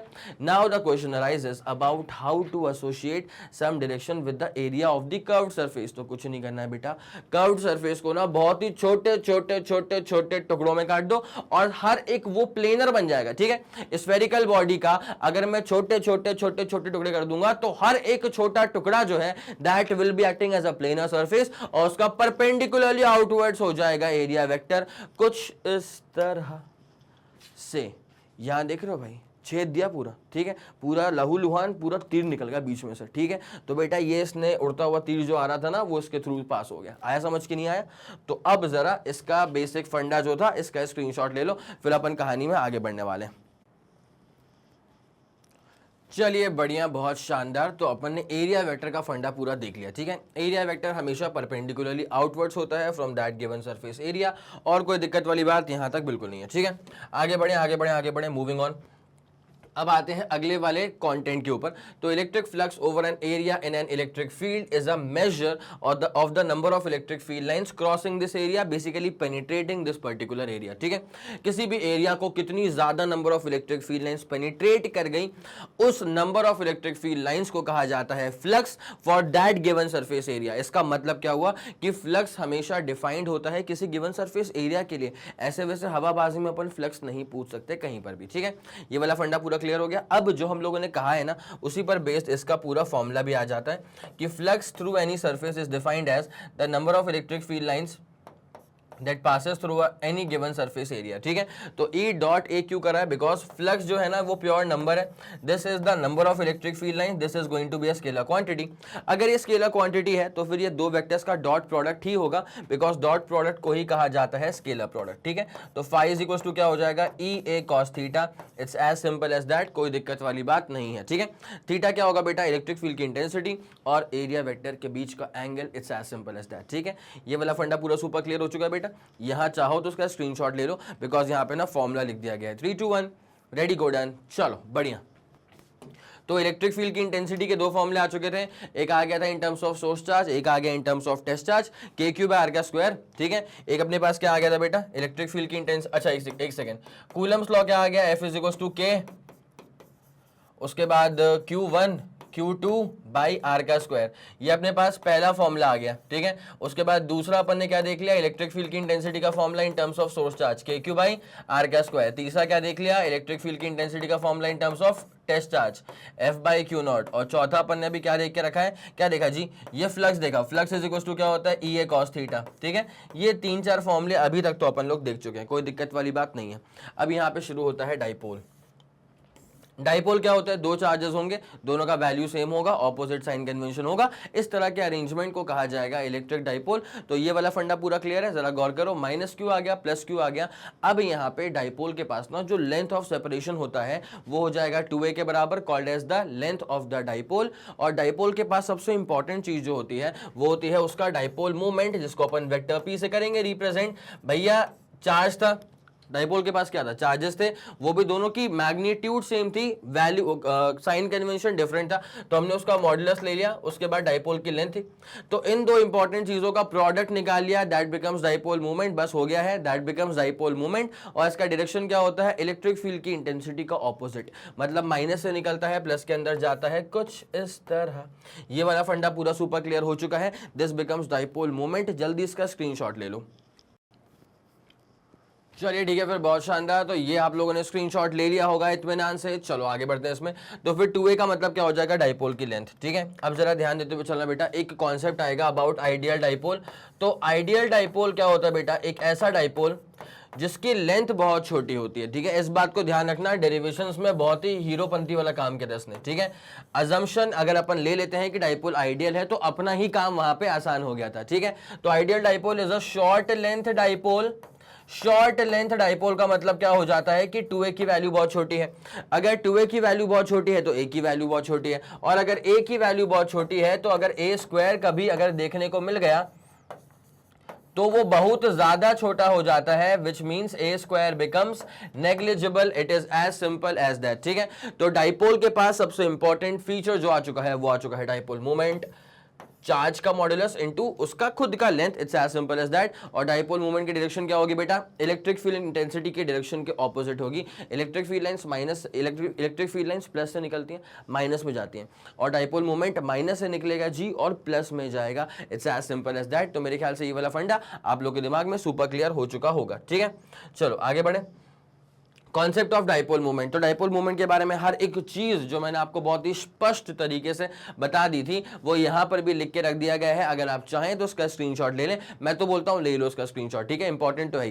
3 2 1 ready go and done हो चुका है, एक तरफा शानदार जबरदस्त। ठीक है, आगे बढ़ते हैं। Electric field lines due to an electric dipole, ये बनाने को आ जाता है बेटा, तो प्लस बनाओ माइनस बनाओ, और ये पूरी जो है ना ये कार्यक्रम जो पूरी रंगोली है वो पूरी खेल के आ जाना। तो ये अपने पास प्लस माइनस डाइपोल हो चुका है, it's as simple as that. ये रहा इसका इलेक्ट्रिक फील्ड लाइंस का पूरा प्लॉटिंग डायग्राम, इसका भी स्क्रीनशॉट लो जल्दी। चलिए बहुत शानदार। तो फिर ये सब चीजें आप लोग देख चुके थे, क्या इसकी रंगोली पूरी बनी थी। ठीक है, अब कहानी में आगे बढ़ते हैं बेटा फटाफट से। तो इलेक्ट्रिक फील्ड की इंटेंसिटी निकालने वाले हैं axial line of electric dipole पे, मतलब इलेक्ट्रिक डाइपोल की वजह से इलेक्ट्रिक फील्ड की इंटेंसिटी को फाइंड आउट करना है, लेकिन कहां पर फाइंड आउट करना है, इसकी एक्सियल पोजीशन पे फाइंड आउट करना है। ठीक है, ये रही इसकी एक्सिस, और एक्सिस पर एक पॉइंट है, तो इस वाले पॉइंट पे इलेक्ट्रिक फील्ड की इंटेंसिटी को फाइंड आउट करना है। इसके डेरिवेशन के ना एक आध बहुत ही की फीचर्स हैं, जरा उसको ध्यान रखिएगा। ठीक है, पहली बात तो ये है कि जो ये प्लस क्यू वाला चार्ज है, इस वाले पॉइंट पर प्लस क्यू वाले चार्ज की इलेक्ट्रिक फील्ड की इंटेंसिटी ज्यादा हाई होगी।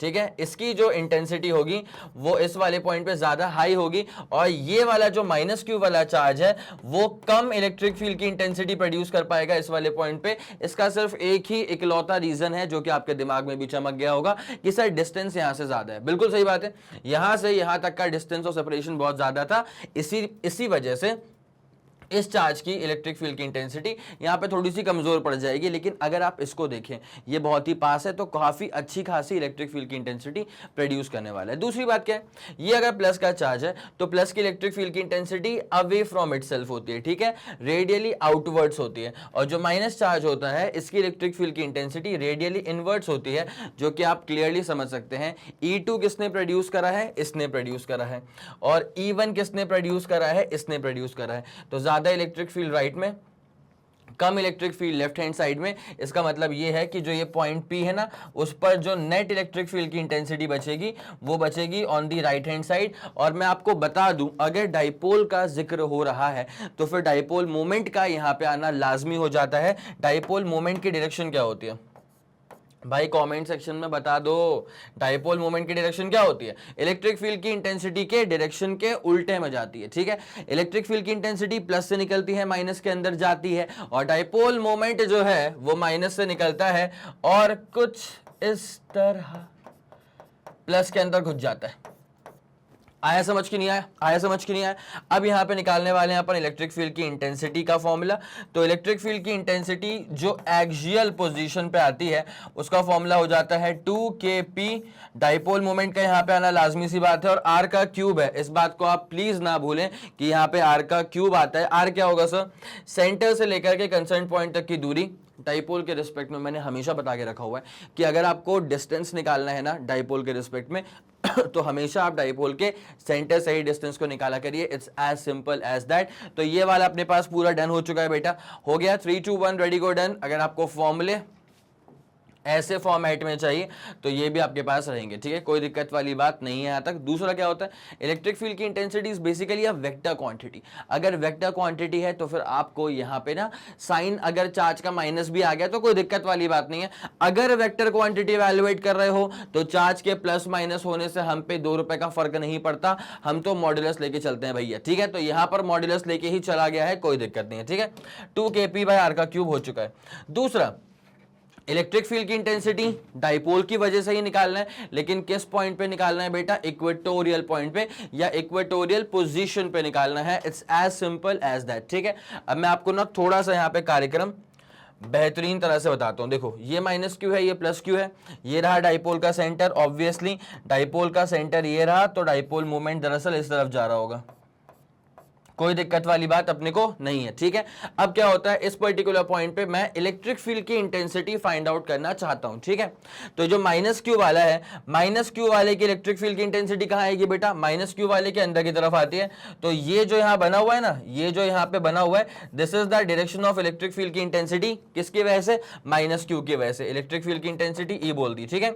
ये प्लस क्यू वाले ने इलेक्ट्रिक फील्ड को ऐसे बाहर फेंक दिया तो ये भी इलेक्ट्रिक फील्ड की इंटेंसिटी ई हो जाएगी। अब जरा गौर करो, ये एंगल थीटा तो ये वाला एंगल थीटा, ये एंगल थीटा तो ये वाला एंगल थीटा।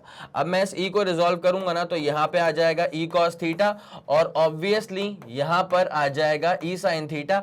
ठीक उसी तरह से जिस तरह से इस वाले ई को रिजॉल्व किया जाता तो यहां पे आ जाता ई कॉस थीटा और नीचे आ जाता E sine theta. And it is extremely clear कि यहाँ पे ई साइन थीटा ऊपर की तरफ जा रहा है और ई साइन थीटा नीचे की तरफ जा रहा है। देख लो देख लो देख लो, ई साइन थीटा ऊपर, ई साइन थीटा नीचे, ये कैंसिल आउट। ई कॉस थीटा इस तरफ, ई कॉस थीटा इस तरफ, तो ये एड अप हो जाएगा। तो यहाँ पे क्लियर है, ई साइन थीटा जो है वो कंपोनेंट्स कैंसिल आउट हो जाएंगे। इसको बेटा लिख लेना, यहाँ पे सबसे इंपॉर्टेंट चीज यही है, E sine theta cancel out in pair. सबसे इंपॉर्टेंट चीज यहां पे यही है कि ई साइन थीटा जो है ना उसका कैंसिलेशन हो जाता है पेयर में, तो वो तो निपट गया। तो बचेगा ई कॉस थीटा और ई कॉस थीटा, दोनों को जोड़ देंगे, it becomes twice of E cos theta. It's as simple as that, ठीक है। क्या बन जाएगा, twice of E cos theta, बस इतनी सी बात है। अब इस twice of E cos theta को फिर फर्दर खोला गया तो जहां पे मैं इसको लिख दूं क्या, ये जो twice of E cos theta है ना, इसको जब अपन पूरा फर्दर सॉल्विंग करा था हम लोगों ने तो अपना आंसर क्या आ चुका था, सिर्फ आ गया था kp/r का क्यूब। इसका मतलब ये हो जाता है, सिंपल तौर पे कहा जाए तो ये हो जाता है कि एक्सियल पोजीशन पर इलेक्ट्रिक फील्ड की जो इंटेंसिटी आती है that is twice the electric field की intensity at the equatorial position. It's as simple as that, ठीक है। तो ये अपने पास इलेक्ट्रिक फील्ड की intensity at the equatorial position आ जाता है, ठीक है। प्रॉपर रेजोल्यूशन करके आपको मैंने बता दिया, इसका आप स्क्रीनशॉट लेंगे, उसके बाद फिर अपन कहानी में सुपर स्पीड तरह से आगे बढ़ते हैं। पक्का, clear, 3 2 1 ready go and done. एक तरफा शानदार, जबरदस्त। चलो बेटा निपटाएं इसको। ओके, ये रहा इसका फॉर्मूला, देख लीजिए। के मतलब 1/4 पाई एप्सिलॉन नॉट kp/r का क्यूब, जो आना था वही का वही आ चुका है। It's as simple as that, ठीक है। चले आगे बढ़ते हैं। अब ये आ गया है बहुत ही प्यारा सा point, random point due to any point. मेरी बात पे जरा गौर करना, अगर डाइपोल के एक्सिस पे निकाल दिया, एक्सियल पोजीशन निकाल चुके थे 2 kp/r का क्यूब, ठीक है। अगर डाइपोल के जस्ट ऊपर निकाल दिया, इक्वेटोरियल पोजीशन निकाल चुके हैं kp/r का क्यूब, ठीक है। लेकिन हर बार ये एक्सियल या इक्वेटोरियल पॉइंट ही तो नहीं रहेगा, कोई रैंडम पॉइंट भी तो हो सकता है, ठीक है। अब ये पूरी दुनिया जहान इसके पास पड़ी है भाई, जहां तुम्हारा मन करे तुम वहां निकाल के रख दो इलेक्ट्रिक फील्ड की इंटेंसिटी। तो हमने क्या बोला कि सर ये अपने पास डाइपोल है, मैंने बोला बहुत बढ़िया, बहुत ही उम्दा ख्याल आता है आपके। इकलौती चीज जो मालूम है वो तो यही है ना कि ये अपने पास डाइपोल है। अब इलेक्ट्रिक फील्ड तो ये प्रोड्यूस करेगा, ठीक है। हम इलेक्ट्रिक फील्ड की इंटेंसिटी निकालने में इंटरेस्टेड है, तो हमने बोला कि यार ना ही एक्सियल ना ही इक्वेटोरियल, सीधे एक रैंडम पॉइंट अपने मन मर्जी से दे दिया, ठीक है। अब क्या होगा बेटा कि रेफरेंस, अगर आपको किसी भी चीज की दूरी को मेजर करना है ना, तो जो रेफरेंस पॉइंट है दैट इज द ओरिजिन या that is the centre of the dipole, ठीक है। अब जरा गौर करेंगे, this is serving as the origin for the entire measurements. अब इसके डाइपोल के सेंटर से कंसर्न पॉइंट तक की जो दूरी होगी ना, इसको आप बेफिक्र रह करके सीधे आर कह सकते हैं, ठीक है, आर तो होता ही। वहीं पे ये जो ए है और बी है, मतलब माइनस क्यू से लेकर के प्लस क्यू तक की जो दूरी है ना, that is the length of the dipole, basically represented by twice of a, ठीक है। अब जरा गौर फरमाते हुए चलेंगे, जब इस वाले पॉइंट पे निकालना है इलेक्ट्रिक फील्ड की इंटेंसिटी, तो जरा गौर करो, डाइपोल मोमेंट और आर के बीच में का एंगल बन रहा है थीटा, ठीक है। तो मैं इसको लिख दूं कि theta is the angle between dipole moment and vector R, ठीक है। और आपको ये पता होना चाहिए गिवन दैट ये जो वेक्टर आर है ना, this vector R is the position vector of that particular point, ठीक है। ये आपको पता होना चाहिए कि जो ये वेक्टर आर है ना, this vector R is the position vector of that particular point, जिस पॉइंट पे आपको इलेक्ट्रिक फील्ड की इंटेंसिटी को फाइंड आउट करना है, ठीक है। So this vector R is the position vector, this vector R is the position vector, this vector r is the position vector of the concerned point, जिस point पर आप electric field की intensity को find out करना चाहते हैं। यहां तक मेरे ख्याल में कोई दिक्कत वाली बात नहीं रही होगी। अब इसके बाद जो फॉर्मूला इसका डेवलप होता है, मैं आपको जरा वो फॉर्मूला दिखा दूं, उससे अवगत करवा दूं। इलेक्ट्रिक फील्ड की intensity at any random point is basically equal to, तो जरा ध्यान दीजिएगा, बस यही एक फॉर्मूला है जहां पे ना थीटा का इन्वॉल्वमेंट होता है, तो केपी बाय आर क्यूब। और बेटा भूल मत जाना कि इलेक्ट्रिक फील्ड की इंटेंसिटी में के क्यू बाई बेसिकली डिनोमिनेटर में आर का स्क्वायर का इन्वॉल्वमेंट था, लेकिन जब आप डाइपोल की वजह से निकालते हैं इलेक्ट्रिक फील्ड की इंटेंसिटी, तो वहां पे आर का स्क्वायर नहीं होता है, वहां पे आर का क्यूब का इन्वॉल्वमेंट होता है, ठीक है। तो K P by R cube under root of ये हो जाएगा 3 cos स्क्वायर थीटा प्लस 1। जी हाँ, बिल्कुल सटीक बात है। ये थीटा कौन सा एंगल है आपको दिख चुका। अगर आप एक्सियल पे जाओगे तो थीटा बिकम 0, अगर आप इक्वेटोरियल पे जाओगे तो फिर थीटा बिकम्स 90, ठीक है। तो अगर एक्सियल की बात की जाए, eight axial theta becomes 0 degree, और अगर हम बात करते हैं एट इक्वेटोरियल, अगर हम बात करते हैं एट इक्वेटोरियल पोजीशन, तो theta becomes 90 degree. It's as simple as that, यहां तक कोई दिक्कत वाली बात नहीं है। तो जल्दी आप इसका स्क्रीनशॉट लेंगे, उसके बाद फिर अपन कहानी में आगे बढ़ते हैं। 3 2 1 ready go done. Most important चीजें सारी की सारी आपके सामने पेश कर दी गई हैं, और ये रहा formula K P by R cube under root of 3 cos square theta plus 1, ठीक है। चलिए कुछ पर्टिकुलर केसेस, अगर K lies on the axial point, मैंने कहा था कि अगर एक्सियल पॉइंट पे लाई करेगा, अगर एक्सियल पे लाई करेगा थीटा बिकम्स 0, और अगर इक्वेटोरियल पे लाई करेगा तो थीटा बिकम्स 90। तो यहाँ पे लिखा हुआ है अगर एक्सियल पॉइंट पे लाई करेगा तो थीटा बिकम्स 0। जैसे मैंने थीटा की वैल्यू को 0 पुट करा, अपने आप फॉर्मूला कैसे खुल गया, वही वाला 2kp बाई आर का क्यूब, जो कि वैसे भी एक्सियल पे आता ही था, ठीक है। ये वाला फंडा पूरा क्लियर हो गया। अब जरा दूसरे वाले पॉइंट पे आ जाओ। अगर ऐसा होता है कि जो कंसर्न पॉइंट है, अगर वो हमारा इक्वेटोरियल पे पोजीशन पे लाई करता है, तो थीटा बिकम्स 90 डिग्री। अगर थीटा की वैल्यू 90 डिग्री के बराबर हो चुकी है, तो फॉर्मूला इवेंचुअली क्या आ जाएगा, के पी बाई आर क्यूब, जो कि हमारा इक्वेटोरियल पोजीशन पे वैसे भी आता था, ठीक है। कोई दिक्कत तो नहीं है। तो ये स्पेशल केसेस के तौर पर यहाँ पे लिख दिए गए हैं, आप लोग समझ गए, ठीक है। चलो आगे बढ़ते हैं। अब आ चुका है इलेक्ट्रिक फील्ड की इंटेंसिटी का ही derivation at any point on the axis of a uniformly charged ring, on the axis of a uniformly charged ring, ठीक है। तो अपने पास एक यूनिफॉर्मली चार्ज्ड रिंग है, और इस चार्ज्ड रिंग की वजह से मुझे इलेक्ट्रिक फील्ड की इंटेंसिटी को फाइंड आउट करना है at a point lying on the axis, lying on the axis of the circular ring, ठीक है। तो जरा गौर करते हुए चलेंगे। यहां पे अगर आप इसका पूरा फंडा समझ रहे हैं, तो इसका जो खुद का रेडियस है ना, वो आर के बराबर है, और एक्सिस पे वो जो पॉइंट आ रहा है, जिस पॉइंट पे आपको निकालना है इलेक्ट्रिक फील्ड की इंटेंसिटी, किसकी वजह से, इस चार्ज्ड रिंग की वजह से। जिस पॉइंट पे आपको निकालनी है इलेक्ट्रिक फील्ड की इंटेंसिटी, इस चार्ज रिंग की वजह से, उस पॉइंट की जो दूरी है वो आ चुकी है x के बराबर। It's as simple as that. तो यहां पे जो अपने पास फॉर्मूला फाइनली डेवलप होता है ना, वो फॉर्मूला होता है इलेक्ट्रिक फील्ड की intensity is equals to K Q X upon नीचे आ जाएगा एक्स स्क्वायर प्लस आर का स्क्वायर की पावर 3/2, ठीक है। This is basically going to be the formula. लेकिन फिर भी बेटा इसके डेरिवेशन के जो इनिशियल स्टेप्स होते हैं ना, मैं आपको वन शॉट के अंदर उसके इनिशियल स्टेप्स से भी वाकिफ करवा दूंगा, उसको लेकर के आप बेफिक्र रहिए, ठीक है। ये वाला फंडा पूरा सुपर क्लियर है, ठीक है। अब जरा गौर करना, अगर ये आर के बराबर है और ये अगर एक्स के बराबर है, तो अगर मैं यहाँ पे अप्लाई कर दूंगा बेटा पाइथागोरस थ्योरम, तो ये जो दूरी हो जाएगी ना वो क्या हो जाएगी, अंडर रूट ऑफ एक्स का स्क्वायर प्लस आर का स्क्वायर। ध्यान देना कैपिटल आर कुछ और है और बड़ा वाला आर कुछ और है। बड़ा वाला आर जो है ना खुद का रेडियस है, और जो छोटा वाला आर है ना that is the distance from this charge element से लेकर के कंसर्न पॉइंट तक की दूरी है। It's as simple as that, ठीक है। मेरे ख्याल में ये वाला फंडा सुपर क्लियर आप लोगों के दिमाग में हो चुका होगा, ठीक है। निपटाएं इसको। इसका फॉर्मूला, इसका फॉर्मूला, इसका फॉर्मूला यहाँ, अच्छा इसका जो ये इसका फॉर्मूला था जो कि मैंने आप लोग को लिख करके बता दिया था, ठीक है। अब जरा ध्यान देते हुए चलना, इसका जो इनिशियल स्टेप है ना ये डेवलप कैसे हुआ होगा, ठीक है। हम लोग सब जानते हैं कि there is something called as linear charge density and that is basically represented by lambda. तो this linear charge density is basically charge upon length, ठीक है। अगर कम चार्ज को डिस्ट्रीब्यूट किया है dq और कम लेंथ पे डिस्ट्रीब्यूट किया है तो क्या हो जाएगा, dl हो जाएगा। क्या हो जाएगा बेटा, ये dl हो जाएगा। तो यहां से आप निकाल सकते हैं dq is equal to lambda into DL निकाल सकते हैं। और जब आप इसके इंटीग्रेशन, आप इसके डेरिवेशन के प्रोसेस में इसको जब इंटीग्रेट करेंगे तो दिस डीएल का जो इंटीग्रेशन है ना बेटा वो हो जाएगा पूरा 2 पाई आर के बराबर।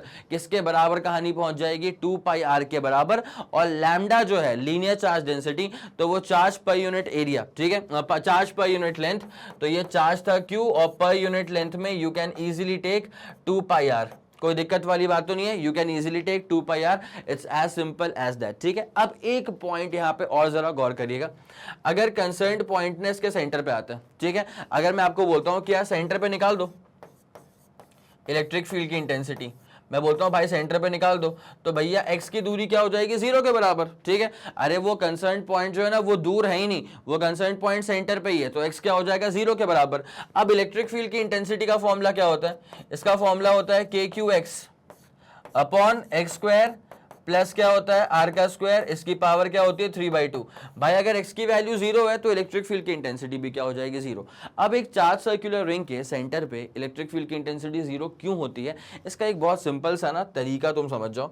अगर मैं एक चीज मान लूं कि जो रिंग है वो इस प्लेन में ही लाई कर रहा है, मैंने क्या मान लिया कि जो चार्ज रिंग है ना वो, जैसे अब इस डायग्राम में क्या है बेटा, इधर इधर इधर इस डायग्राम में क्या है बेटा कि ये जो रिंग है ना वो इस प्लेन के परपेंडिकुलर प्लेन में लाई कर रही है। कायदे से देखने पे ऐसा लगेगा तुमको कि जो ये रिंग है वो इस बोर्ड के प्लेन में थोड़ी ना है, वो इस बोर्ड के प्लेन के परपेंडिकुलर लाई कर रही है, तभी तो this seems like an ellipse, ठीक है। बट मैंने कहानी को थोड़ा सिंप्लीफाई करने के लिए आपके लिए पूरा रिंग ना ऐसे बना दिया, ठीक है, मतलब इसी प्लेन में बना दिया। अब जरा गौर करें, आप अच्छे से गौर करें, ध्यान से गौर करें। अगर इसके पास चार्जेस हैं पॉजिटिव के, मान ले इसके पास चार्जेस कैसे हैं बेटा, पॉजिटिव के चार्जेस हैं। मान ले इसके पास चार्जेस कैसे हैं, पॉजिटिव के चार्जेस हैं। तो अब मैं बोल रहा हूं कि भाई मेरे को ना इसके सेंटर पे निकालना है इलेक्ट्रिक फील्ड की इंटेंसिटी, ठीक है। तो जरा गौर करते हुए चलेंगे क्या होने वाला है। देखो भैया जब ये चार्जेस पूरे ऐसे ऐसा उनका बंटवारा जब हो चुका होता है ना बेटा, तो क्या होता है, इस वाले की वजह से इलेक्ट्रिक फील्ड की इंटेंसिटी यहाँ पे, लेकिन इस वाले की वजह से फील्ड की इंटेंसिटी यहाँ पे, तो वो बराबर डिस्टेंस पे रखे हैं भाई। जितनी दूरी इस चार्ज से सेंटर की है उतनी ही दूरी इस वाले चार्ज से भी सेंटर की है, तो जो इलेक्ट्रिक फील्ड की इंटेंसिटी ये प्रोड्यूस करेगा उतनी ही इंटेंसिटी ये वाला चार्ज भी प्रोड्यूस करेगा, but in the opposite direction, cancel out each other. Similarly यहाँ पर, और ये वाला यहाँ पे रिपेल कर देगा। ये वाला रिपेल तो नहीं, मतलब इलेक्ट्रिक फील्ड वैसे ही प्लस से बाहर जाती है ना, ये वाला यहाँ पे, ये वाले ने इसको यहाँ पे फील्ड अप्लाई करा, इस वाले का फील्ड की इंटेंसिटी यहाँ पे आ गई, नेट फोर्स कितना हो जाएगा 0, नेट फील्ड कितना हो जाएगा 0। इसलिए कहा गया है कि सेंटर पे इलेक्ट्रिक फील्ड की इंटेंसिटी इज 0, ठीक है। कोई दिक्कत वाली बात तो नहीं है। चलो आगे बढ़े, this is all done, this is all clear. अब निकालने वाले हैं derivation for torque acting on an electric dipole placed in external electric field, ठीक है। किसी एक्सटर्नल इलेक्ट्रिक फील्ड के अंदर अगर हमने एक डाइपोल को प्लेस कर दिया है तो उसके ऊपर क्या टॉर्क काम करने वाला है, और टॉर्क जो काम करेगा वो निकालोगे कैसे, इसके बेसिक फॉर्मूले से। तो पहले तो भैया इस बेसिक फॉर्मूले को दिल में बसा के रख लो, ठीक है। मैं चाहता हूं कि पहले आप इस शानदार सी चीज का स्क्रीनशॉट तो ले लें, ठीक है, 3 2 1 रेडी गो डन। तो ये शानदार सी चीज क्या बता रही है आपको कि अगर इसमें टॉर्क लग रहा है बेसिकली, तो टॉर्क का बेसिक फॉर्मूला क्या होता है, मोमेंट ऑफ द कपल, ठीक है, और उसको multiply, torque is basically moment of the couple. अब वो निकलता कैसे है, फोर्स को मल्टीप्लाई कर देंगे आर्म ऑफ द कपल से, ठीक है, इसे खुद कहा गया है कपल। तो इसको अपन इसको ऐसे भी बोल सकते हैं बेटा अपन कि आइदर फोर्स, मतलब जो फोर्स इस पे लग रहा है या फिर जो फोर्स इस पे लग रहा है, सेम ही फोर्स लग रहा है but just in the opposite direction. तो either force into perpendicular distance between line of action, ठीक है। अब मेरी बात को ना डायग्राम वाइज बहुत ही ज्यादा क्लियर तरह से समझने का पूरा प्रयास करो, ठीक है भाई। डायग्राम पे आ जाओ और बहुत ही जबरदस्त तरह से ध्यान देना। देखो इसको मैं हल्का सा बोल्ड कर रहा हूं, ये माइनस क्यू चार्ज यहां पे रखा हुआ है और ये प्लस क्यू वाला चार्ज जो है ना वो यहां पे रखा हुआ है, ठीक है। तो this essentially forms the dipole, this essentially forms the dipole.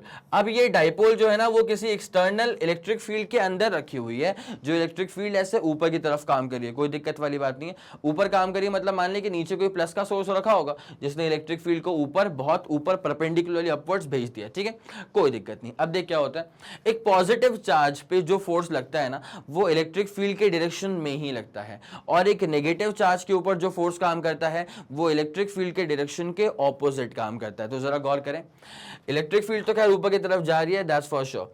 अब जो नेगेटिव चार्ज है उस पर फोर्स कहां लग जाएगा, इलेक्ट्रिक फील्ड के ऑपोजिट, और जो पॉजिटिव चार्ज है उस पर फोर्स कहां लग जाएगा बेटा, इलेक्ट्रिक फील्ड की ही डायरेक्शन में। It's as simple as that, ठीक है। अब जरा बातों पे गौर फरमाइएगा, नीचे फोर्स लग गया, ऊपर फोर्स लग गया, तो हम जब टॉर्क निकालेंगे आइदर फोर्स को मल्टीप्लाई कर देंगे शॉर्टेस्ट डिस्टेंस से, ठीक है।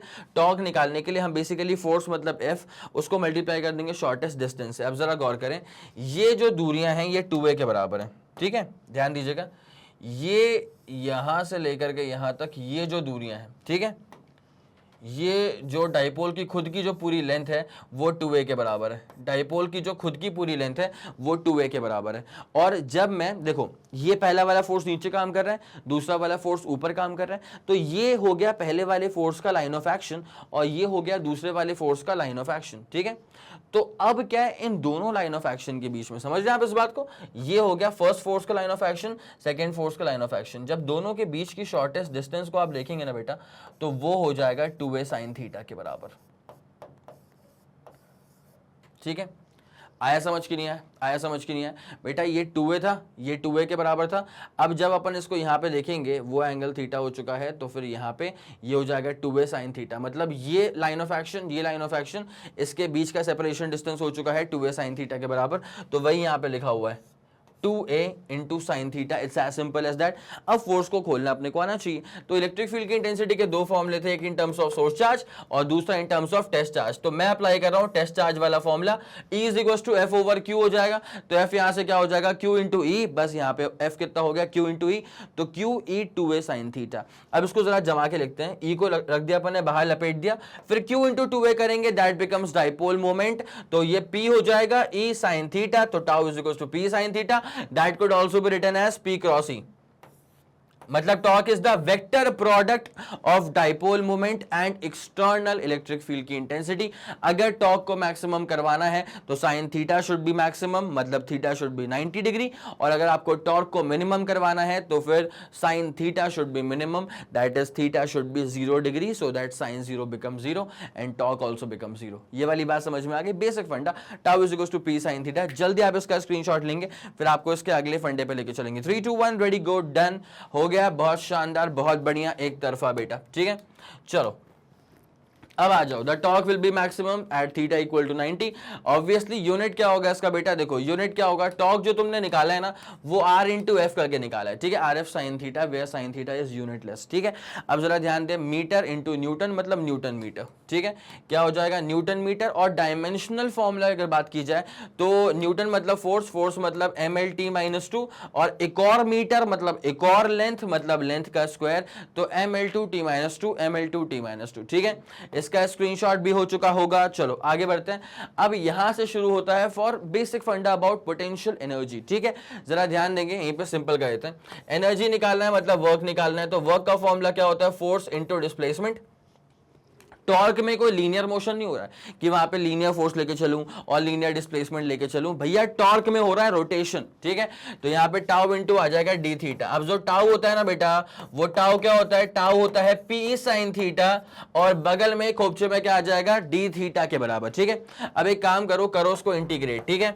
ये जो वर्क आपको मिलने वाला है ना, this work itself gets stored in the dipole in the form of its potential energy, ठीक है। सिस्टम पे आप जब भी कुछ वर्क करते हैं तो वही जो वर्क आपने करा है वही वर्क सिस्टम के अंदर स्टोर होता है उसके एनर्जी के फॉर्म में। It's as simple as that. तो साइन थीटा का जो इंटीग्रेशन है ना, that is basically minus of cos theta. और जरा गौर फरमाएंगे, थीटा इनिशियल से लेकर के थीटा फाइनल, वर्क पहले कुछ नहीं, बाद में वर्क डब्ल्यू के बराबर, ठीक है। डी डब्ल्यू का इंटीग्रेशन डब्ल्यू हो जाएगा, उसके बाद पी रह जाएगा, उसके बाद साइन थीटा का इंटीग्रेशन क्या होता है, माइनस का कॉस थीटा। साइन थीटा का इंटीग्रेशन क्या होता है बेटा, माइनस का cos theta. It's as simple as that. मैं upper limit minus lower limit put कर दूंगा तो cos theta final minus cos theta initial हो तो जाएगा। लेकिन मेरे एक बात का मानना सुनो, ठीक है, माइनस को अंदर फेंक दो ना, कोई दिक्कत नहीं है, ठीक है। माइनस को क्यों बाहर रखोगे भाई, जब फॉर्मूला बिना माइनस के दिखावे के आ सकता है तो माइनस को बाहर मत रखो, अंदर फेंक दो। तो वैसे कायदे से theta final minus theta initial होना चाहिए था, लेकिन जब बाहर का माइनस अंदर आकर के मल्टीप्लाई हो गया तो वो theta initial minus theta final तक कहानी पहुंच जाएगी। आया क्या समझ, cos theta initial minus cos theta final तक कहानी पहुंच जाएगी। ये जो आपने वर्क करा है, this gets stored inside the body या in the dipole in the form of its potential energy. It's as simple as that, ठीक है। एक तो इसका स्क्रीनशॉट लेना। दूसरा क्या होता है ना कि अगर मान लो गिवन नहीं है ना कि इनिशियल ओरिएंटेशन क्या था, ठीक है, अगर गिवन नहीं है कि इनिशियल ओरिएंटेशन क्या था तो आप थीटा इनिशियल को ना 0 डिग्री मत लेना, ठीक है। अब ये आपके ऊपर है कि आप क्या लोगे, तो फिर आपको बता रहा हूं कि आप 0 डिग्री मत ले लेना, आपका मन कहेगा लेकिन मत लेना। पता है क्यों, हमको स्टार्टिंग करनी पड़ती है from the position of zero potential energy, ठीक है, नॉट 0 डिग्री एंगल। हमें अगर नहीं गिवन है सवाल के अंदर कि what was the initial configuration, what was the initial orientation of the dipole in the external electric field, तो ये हमारे ऊपर है कि हमें क्या लेना है, ठीक है। सबसे बेहतरीन क्या होता है, लोगों को लगता है कि ले लेते हैं 0 डिग्री, लेकिन हमें स्टार्ट कहां से करना होता है बेटा, हमें स्टार्ट करना होता है from the position of zero potential energy, ठीक है। और जीरो पोटेंशियल एनर्जी आती है 90 डिग्री पे। इसलिए बता रहा हूं कि अगर आपके सवाल में गिवन ना हो कि इनिशियल ओरिएंटेशन क्या था, तो always start from the position of zero potential energy, which basically means कि angle becomes 90 degree. It's as simple as that. इस पूरी कहानी का स्क्रीनशॉट लेंगे, उसके बाद कुछ स्पेशल पॉइंट्स आपके सामने आएंगे, उनका भी स्क्रीनशॉट लेते हुए चलना, ठीक है। समझाने वाला पार्ट पूरा समझा दिया। 3 2 1 रेडी गो डन। चलो बेटा, बहुत शानदार, एक तरफा। Okay, so to calculate potential energy of an electric dipole at any angle theta, we must start from the position of zero potential energy, which means theta equal to 90, not take theta equal to 0। वो आप समझ गए, चलिए ठीक है। अब आते हैं गॉस लॉ के ऊपर। गॉस का लॉ बेसिकली क्या करता है, तो गॉस के लॉ में ना आपको दरअसल फ्लक्स निकालने का एक और बहुत प्यारा तरीका सिखा दिया गया था। पहला तरीका था बाय डेफिनेशन। तो बाय डेफिनेशन अगर आप बाय डेफिनेशन देखें ना, तो फ्लक्स निकालने का फॉर्मूला क्या होता है, बाय डेफिनेशन फ्लक्स निकालने का फॉर्मूला होता है ईडीएस कॉस थीटा, ठीक है। होता ही है। अगर आप बाय डेफिनेशन देखेंगे तो फ्लक्स निकालने का फॉर्मूला क्या होता है, ई डीएस कॉस थीटा या ई इंटू ए इंटू कॉस थीटा। लेकिन गॉस ने आपको अपने लॉ के तहत एक और फॉर्मूला बताया था, गॉस के लॉ के हिसाब से फ्लक्स निकालने का। और ये फॉर्मूला क्या है, आपके सामने लिखा ही हुआ है कि फ्लक्स अगर निकालना हो ना, तो ये बेसिकली मैं इसको बोलता हूं Q dash by epsilon not. Because क्या होता है ना, क्यू का मतलब होता है charge of the body. Q का मतलब क्या होता है, ये तो दिमाग में फिट कर लो बेटा, क्यू लिखा है इसका मतलब क्या होगा, चार्ज ऑफ द बॉडी। लेकिन अगर मैंने क्यू डैश लगा दिया तो क्यू डैश का मतलब क्या होता है पता है, charge enclose by the Gaussian surface. अब ये मसला है कि गॉसियन सरफेस क्या करता है। तो पहले बेटा एक बात सुनना शुरू कर दो, हम गॉस के लॉ को यूज क्यों करते हैं, क्या फ्लक्स निकालने के लिए यूज करते हैं क्या? हालांकि फॉर्मूले में तो लिखा हुआ है कि फ्लक्स निकल सकता है किससे बेटा, charge enclose by epsilon not से। लेकिन मैं आप लोग के दिमाग में अभी क्लियर कर दूं कि गॉस लॉ का सबसे जो तगड़ा एप्लीकेशन है वो ये है कि आप गॉस के लॉ को यूज करेंगे इलेक्ट्रिक फील्ड की इंटेंसिटी को फाइंड आउट करने के लिए, ठीक है। क्या फाइंड आउट करने के लिए बेटा, इलेक्ट्रिक फील्ड की इंटेंसिटी को फाइंड आउट करने के लिए। और सर कैसे करेंगे, ठीक है, हमेशा सेम ही अप्रोच लगाऊंगा बेटा, ध्यान देना। पहला अपने पास आएगा phi is equals to EDS cos theta, this becomes first equation, ये था बाय डेफिनेशन। उसके बाद फिर मैं जाऊंगा गॉस के लॉ के ऊपर, जहां पे था वो q dash by epsilon not, this becomes second equation. और इसके बाद जो काम अपन करेंगे वो ये करेंगे कि इक्वेट कर देंगे फर्स्ट एंड सेकेंड इक्वेशन को। ये है तुम्हारे पास सुपर स्टेप्स, ठीक है, ये तुम्हारे पास क्या है बेटा, these are the super steps. इन्हीं सुपर स्टेप्स को आप यूज करके, इन्हीं सुपर स्टेप्स को आप यूज करके एप्लीकेशन इसका पूरा जो है ना जस्टिफाई कर देते हैं, मतलब इलेक्ट्रिक फील्ड की इंटेंसिटी को फाइंड आउट कर देते हैं गॉस लॉ को यूज करके, ठीक है। तो जब भी गॉस लॉ का डेरिवेशन आएगा ना बेटा, तो आपको बस ये स्टेप्स को फॉलो करना है। पहले बाय डेफिनेशन फ्लक्स निकाल दो, उसके बाद बाय गॉस लॉ फ्लक्स निकाल दो, उसके बाद दोनों को इक्वेट कर दो, एंड दोनों को इक्वेट करने के बाद आपको मिल जाएगी इलेक्ट्रिक फील्ड की इंटेंसिटी, ठीक है। इस बात को समझ गए बेटा आप लोग। तो गॉस लॉ का फंडा पूरा सुपर क्लियर हो चुका है, phi is equals to q dash by epsilon not. जल्दी इसका स्क्रीनशॉट ले लो बेटा, 3 2 1 रेडी गो, डन हो चुका है। चलो अब गॉसियन सरफेस क्या होता है, गॉस लॉ को अप्लाई करने के लिए सबसे पहले आपको बनाना पड़ता है एक गॉसियन सरफेस। तो गॉसियन सरफेस की खास चीजें क्या होती हैं, गॉसियन सरफेस जो है ना वो उस कंसर्न पॉइंट से पास करेगा जिस पॉइंट पे आपको इलेक्ट्रिक फील्ड की इंटेंसिटी फाइंड आउट करनी है। गॉसियन सरफेस बहुत सिमेट्रिकल रहेगा, सो दैट गॉसियन सरफेस पे आने वाले हर पॉइंट पर इलेक्ट्रिक फील्ड की इंटेंसिटी बिल्कुल कांस्टेंट रहे, ठीक है। तो गॉस का लॉ अगर अप्लाई करना है तो उसके लिए पहले गॉसियन सरफेस जो है वो आपको बना लेना चाहिए, जो कि बहुत ही सिंपल सी बात होती है, ठीक है। तो इलेक्ट्रिक फील्ड की इंटेंसिटी हम निकालने वाले हैं due to a thin charged long wire, ठीक है। इसका पहला एप्लीकेशन है, एक बार इसकी थ्योरी देख लो क्या तुम्हें समझ में आता है, उसके बाद फिर इसको मैथ्स को सुपर स्टार्ट करता हूं, ठीक है। चलो ठीक है, बहुत शानदार। तो ये बेसिक थ्योरी थी इसकी, वो आप लोगों ने देख ली होगी। तो कुछ नहीं करना है बेटा, देखो होता है क्या ना, अगर एक दो चार्जेस होते हैं तो एक दो चार्जेस की वजह से इलेक्ट्रिक फील्ड की इंटेंसिटी हम आराम से निकाल सकते थे। बेसिक फॉर्मूला होता है के क्यू बाय आर का स्क्वायर। लेकिन अगर हमारे पास कोई चार्ज का डिस्ट्रीब्यूशन होता है तो उसके लिए फिर अपना जो बेसिक फॉर्मूला है वो काम नहीं करता, ठीक है। अब कैसे करोगे भाई, यहाँ पे हजारों चार्जेस हैं, अब एक एक करके निकालते बैठोगे तो फिर तो हो गया दिन से रात, रात से अगली सुबह, ठीक है। तो इसलिए अपन क्या करते हैं, अपने को कोई टूल चाहिए यहाँ पे ऐसा जो कि इलेक्ट्रिक फील्ड की इंटेंसिटी को निकालने का प्रोसेस बड़ा स्मूथ अप कर दे, ठीक है। अब वो टूल क्या होता है, इटसेल्फ गॉस लॉ, ठीक है। फंडा क्या है, पहले फ्लक्स निकालो बाय डेफिनेशन, फिर फ्लक्स निकालो बाय गॉस का लॉ, इक्वेट कर दो, मिल जाएगा इलेक्ट्रिक फील्ड की इंटेंसिटी, ठीक है। अब जरा गौर करते हुए चलेंगे, गॉस के लॉ को अप्लाई करने के लिए सबसे पहले बनाना पड़ता है गॉसियन सरफेस, ठीक है। अब गॉसियन सरफेस के जो कुछ कैरेक्टरिस्टिक फीचर्स होते हैं ना, मैं आप लोग के लिए यहाँ पे बहुत ही शॉर्ट में लिख देता हूं, आप इसको अच्छे से इलैबोरेट करके लिख लीजिएगा अपनी समझ के अनुसार, ठीक है। बाकी आइडिया मैं आपके दिमाग में पूरा डाल देता हूं। पहली बात तो क्या है, गॉसियन सरफेस जो आप बनाते हैं ना, वो गॉस के लॉ को इंप्लीमेंट करने के लिए बनाते हैं, और गॉस के लॉ को हम यूज क्यों करते हैं, इलेक्ट्रिक फील्ड की इंटेंसिटी को फाइंड आउट करने के लिए, ठीक है। अब पहला काम क्या है कि गॉसियन सरफेस जो है ना वो इमेजिनरी सरफेस है, असलियत में ऐसा कुछ एग्जिस्ट नहीं कर रहा है, गॉसियन सरफेस जो है वो इमेजिनरी होता है। दूसरी खास बात क्या होती है कि जिस पॉइंट पे आपको निकालना है इलेक्ट्रिक फील्ड की इंटेंसिटी, गॉसियन सरफेस उस पॉइंट से पास होता है, या फिर ऐसा कह दो कि point lies on the Gaussian surface, या तो ऐसा कह दो कि पॉइंट जो है that lies on the Gaussian surface, ऐसा कह दो कि पॉइंट जो है that lies on the Gaussian surface, ठीक है। ये दूसरा पॉइंट हो गया।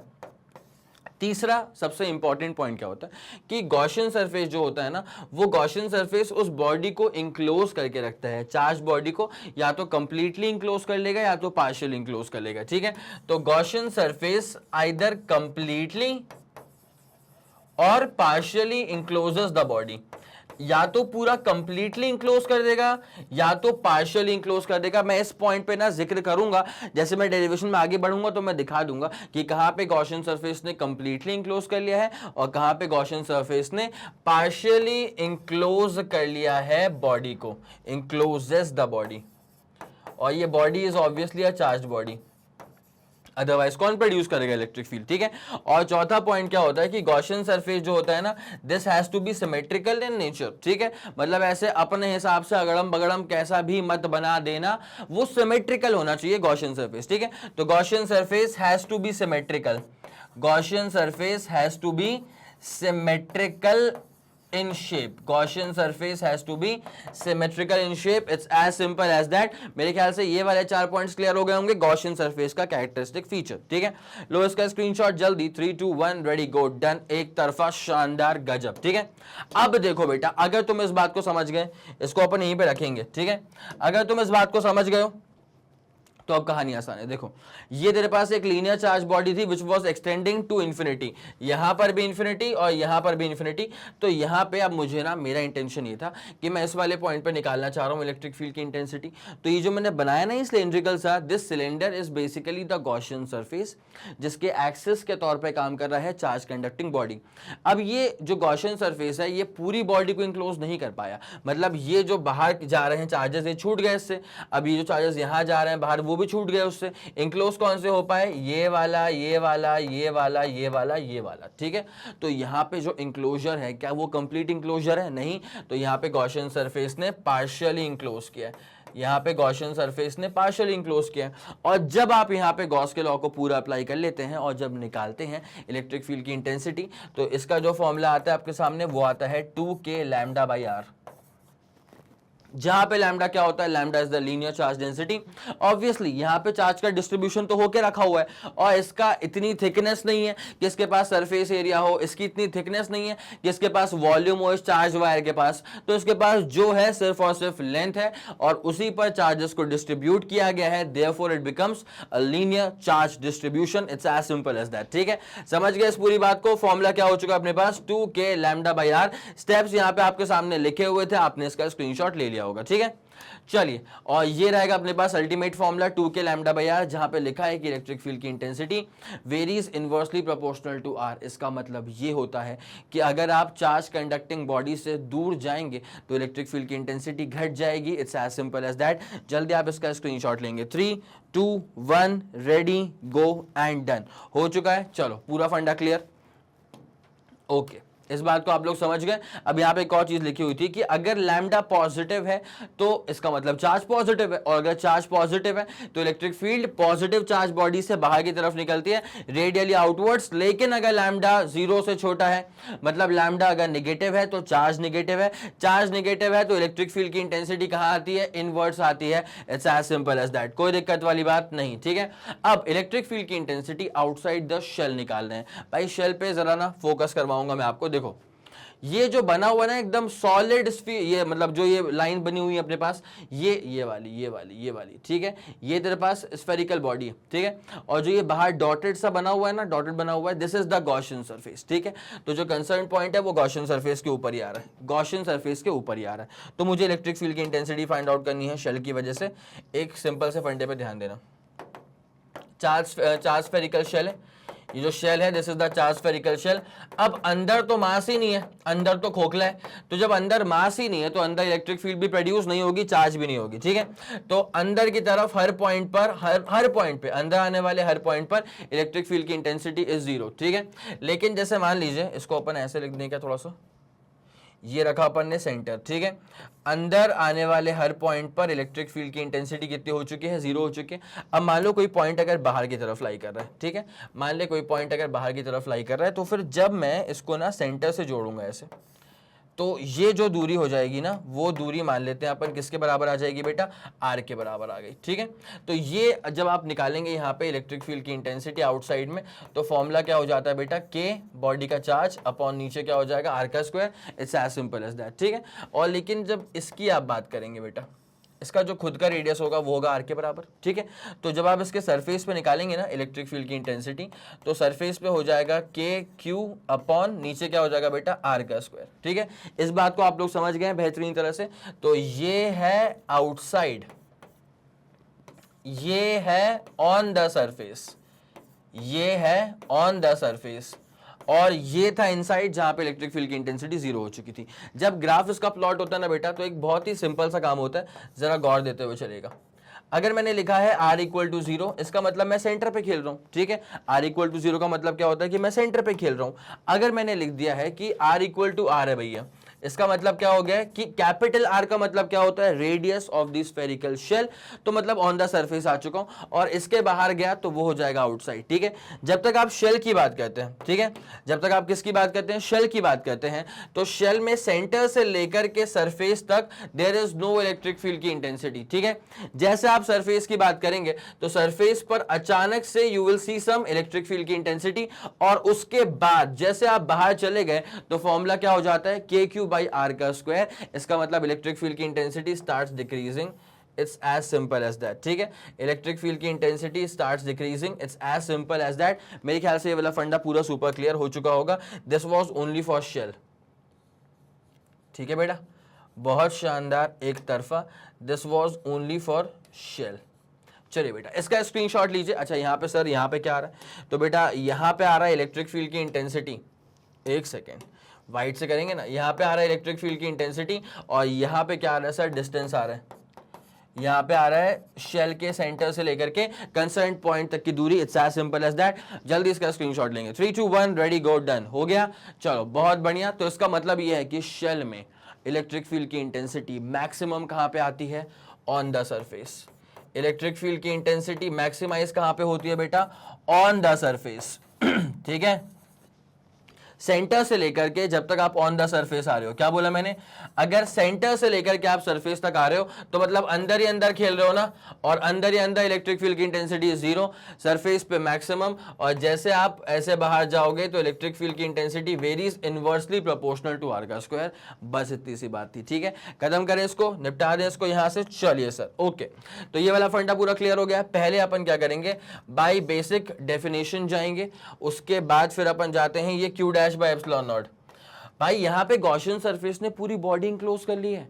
अगर ये देखो गॉसियन सरफेस, अगर गॉसियन सरफेस ने पूरी बॉडी इंक्लोज कर ली है तो पूरी बॉडी का चार्ज भी इंक्लोज कर लिया, इसलिए वहां पे सिर्फ क्यू आ रहा है। इक्वेट करेंगे, सेम फॉर्मूला आता है के क्यू बाय आर का स्क्वायर। चाहो तो इसका भी स्क्रीनशॉट लो जल्दी, और उसके बाद फिर अपन इसमें सरफेस पे भी निकाल देंगे और आउटसाइड भी, जो कि अपन निकाल चुके हैं। हो गया, चलो आगे बढ़ते हैं। अगला वाला कौन सा है, इलेक्ट्रिक फील्ड की इंटेंसिटी इनसाइड द शेल, जो कि जीरो हो चुका था, जो कि प्रॉपर्ली कितना हो चुका है, जीरो, बिकॉज चार्ज इंक्लोज नहीं कर पाया गॉसियन सरफेस, ठीक है। Important points to be kept in mind, when a uniform spherical shell carries charge q, then electric field की intensity at any point inside the shell is zero, ठीक है, inside zero. The shell behaves as if the entire charges is concentrated at its center. यहाँ पे अगर आप गौर फरमाएं तो electric field की intensity जो बाहर वाले पॉइंट पे आ रही है, कितनी आ रही है, के क्यू बाई आर का स्क्वायर।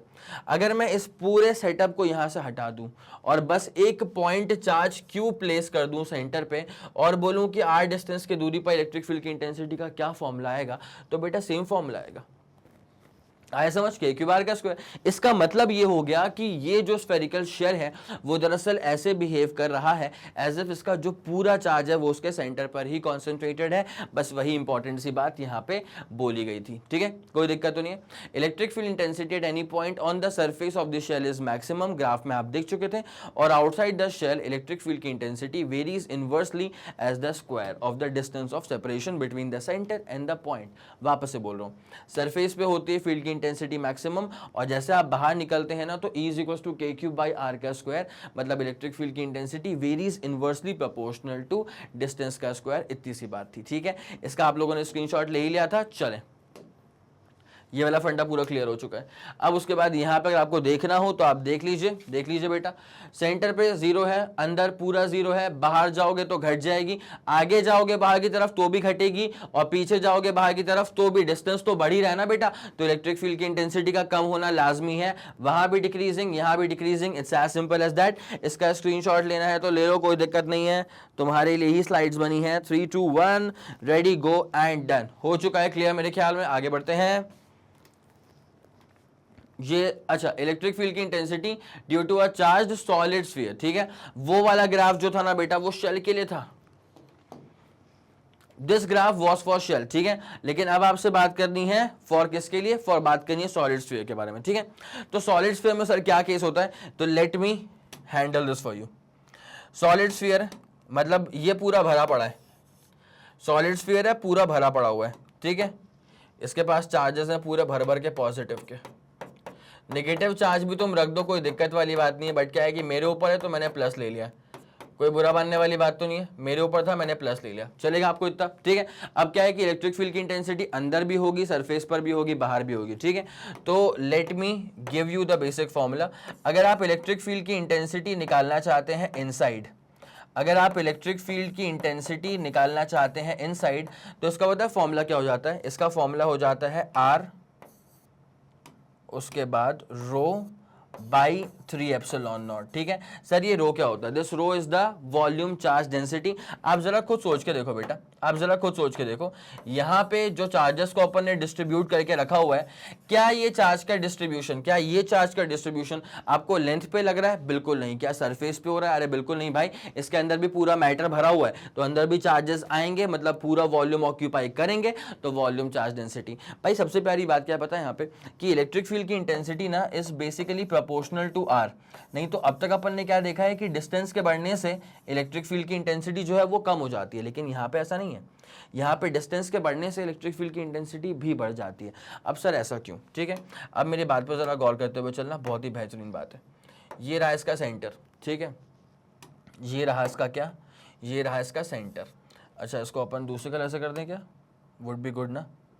ये रहा इसका सेंटर, अगर ये दिख रहा होगा तो, मेरे को पता है ये दिख नहीं रहा है, कुछ और कलर ले रहा हूँ यार, ठीक है। अब तो ये वाला कलर ले लिया है, एक ही कलर हो गया, चलो ठीक, कोई बात नहीं। अब क्या है ना कि मैं अगर तुमको ऐसा बोलता हूँ, हटाओ उसको, मैं अगर तुमको ऐसा बोलता हूँ क्या मेरा पॉइंट जो है वो सरफेस से नीचे ही है, मतलब इनसाइड ही है। मैंने बोला क्या मेरा पॉइंट ना यहाँ पे लाई कर रहा है। अगर मेरा पॉइंट यहाँ पे लाई करेगा तो गॉसियन सरफेस फिर ऐसा बनेगा। अगर गॉसियन सरफेस ऐसा बनेगा तो फिर इसने कम चार्ज को इंक्लोज करा अपने अंदर, ठीक है। मैं बोलता हूँ कि यार मेरा पॉइंट अब हल्का हल्का दूर जा रहा है, तो फिर तुम्हारा गॉसियन सरफेस भी थोड़ा थोड़ा बड़ा होना शुरू हो जाएगा, ठीक है। अगर गॉसियन सरफेस बड़ा होगा तो वो ज्यादा चार्जेस को इंक्लोज कर पाएगा, तो ज्यादा तगड़ी इलेक्ट्रिक फील्ड प्रोड्यूस होगी। बहुत ही स्मूथ बटर फ्लो में बता रहा हूँ बेटा, ठीक है, सुनते हुए चलना, बहुत मजा आएगा एकदम, मतलब क्रिस्टल क्लियर कंटेंट हो गया। तो बस इतनी सी बात चाहिए अपने को। ये पॉइंट अगर मैंने और दूर कर दिया तो गॉसियन सरफेस को और बड़ा बनना पड़ेगा, जिस कारणवश वो ज्यादा और ज्यादा और ज्यादा चार्जेस इंक्लोज करेगा, ठीक है। जब गॉसियन सरफेस ज्यादा अमाउंट ऑफ चार्जेस को इंक्लोज करेगा तो इलेक्ट्रिक फील्ड की इंटेंसिटी भी बढ़ जाएगी। वही चीज यहां पे लिखी हुई है बेटा, कि डिस्टेंस बढ़ने से फील्ड की इंटेंसिटी बढ़ जाती है, बट कहां पे? ये सिर्फ होता है स्फीयर में। ये सिर्फ होता है स्फीयर में, जो कि सॉलिड स्फीयर है। तो बेसिकली ये होता है सॉलिड स्फीयर में। कोई दिक्कत? पक्का पक्का, ठीक है। लेकिन अगर आप सरफेस पे निकाल रहे हो ना, तो फिर से वही वाली कहानी। अगर आप सरफेस पे निकाल रहे हो ना, तो इलेक्ट्रिक फील्ड की इंटेंसिटी का फॉर्मूला हो जाता है KQ बाई R का स्क्वायर, ठीक है। गिवन दैट ये जो दूरी है ना, दिस इज बेसिकली R के बराबर, ठीक है।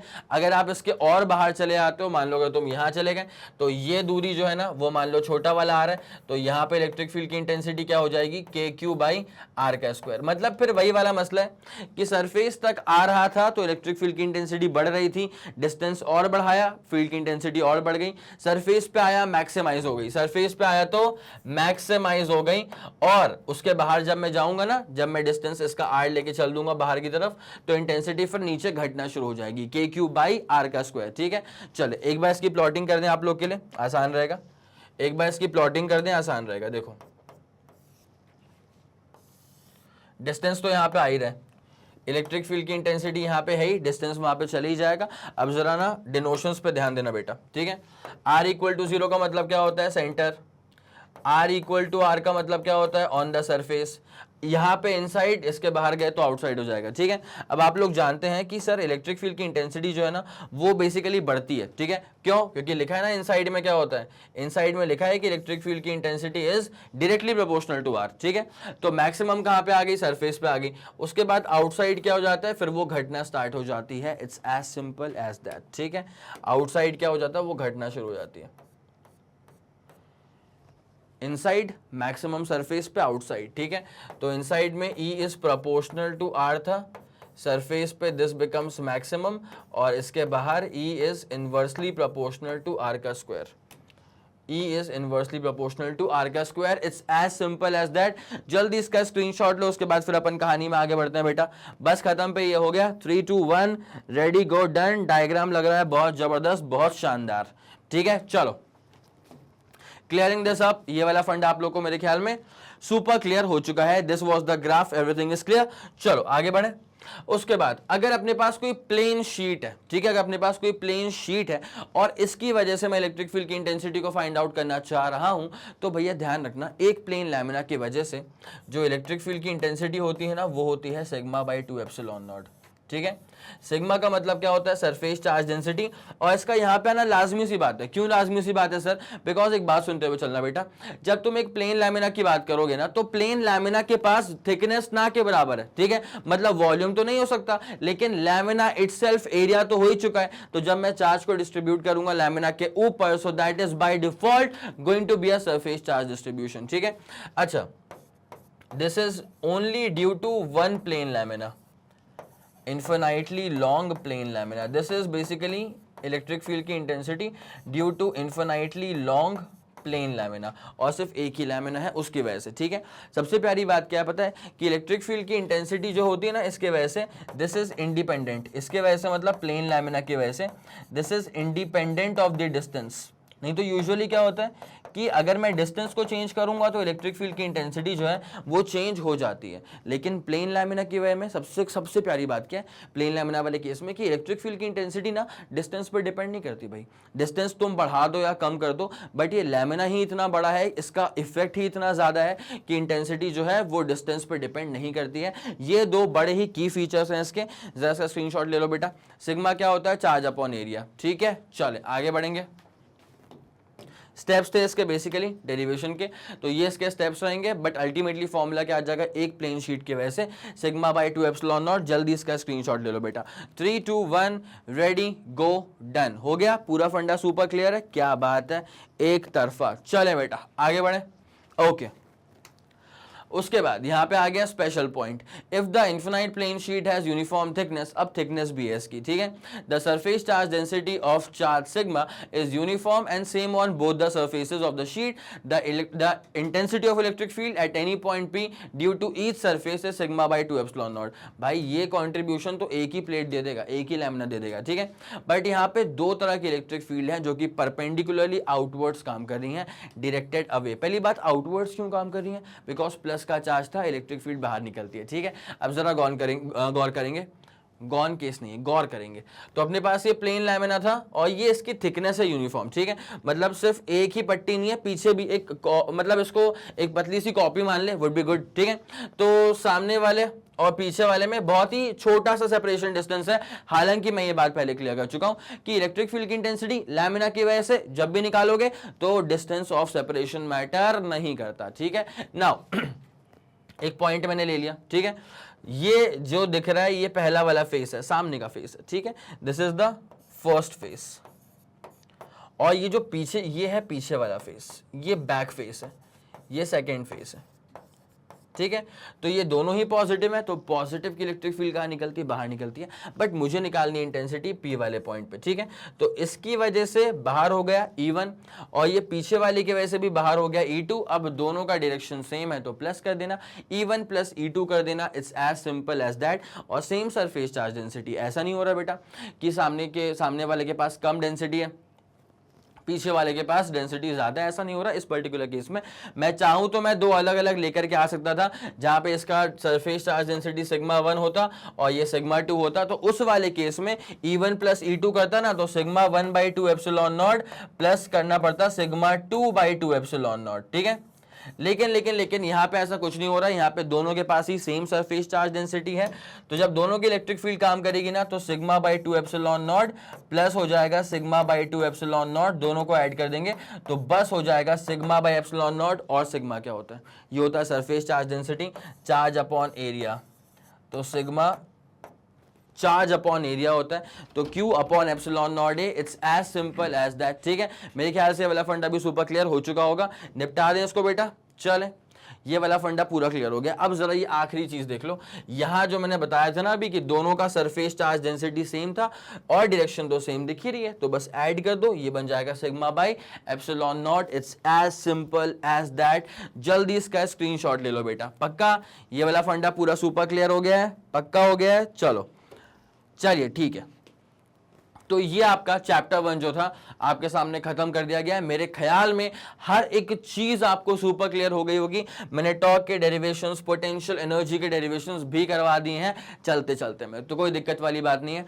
अब अगर इस वीडियो को देख करके आपको फील आया हो कि हाँ यार, इस वीडियो को देखने के बाद सारे टॉपिक जो है दिमाग में समराइज हो गए हैं, पॉइंट वाइज जम गए हैं, अगर आपको लगा है कि इस वीडियो ने आपकी हेल्प करी है, तो बेटा इस वीडियो को लाइक कर दीजिए। ठीक है, लाइक कर दीजिए और शेयर करिए अपने दोस्तों के साथ, ताकि उनको भी चले पता कि मैग्नेट ब्रेन्स में फिजिक्स के अंदर क्या क्या चीजें ऐड हो चुकी हैं प्लेलिस्ट में, और क्या क्या चीजें और भी ऐड होने वाली हैं। और एक और चीज, प्लेलिस्ट में सुपर अपडेटेड रहा करो, प्लेलिस्ट को लगातार चेक करते रहा करो। ठीक है, तो चलिए लाइक कर दीजिए, शेयर कर दीजिए, और अगर पसंद आ गया सब कुछ तो सब्सक्राइब भी कर दीजिएगा चैनल को। ठीक है, तो चलिए अब करते हैं क्लास को यहीं पे खत्म। और जैसे कि आप लोग जानते हैं बेटा कि मैग्नेट ब्रेन जो प्रोवाइड करता है वो है English medium as well as Hindi medium वाली classes with entire full complete syllabus coverage. CBSE board, Delhi board, Bihar board, UP board, MP board, Rajasthan board, वैदिक मैथ्स क्रैश कोर्स और स्पोकन इंग्लिश। इसके अलावा अगर आपको कोई भी इंफॉर्मेशन चाहिए तो आप मैग्नेट ब्रेन्स के ऑफिशियल वेबसाइट पर विजिट कर सकते हैं। Thank you so much.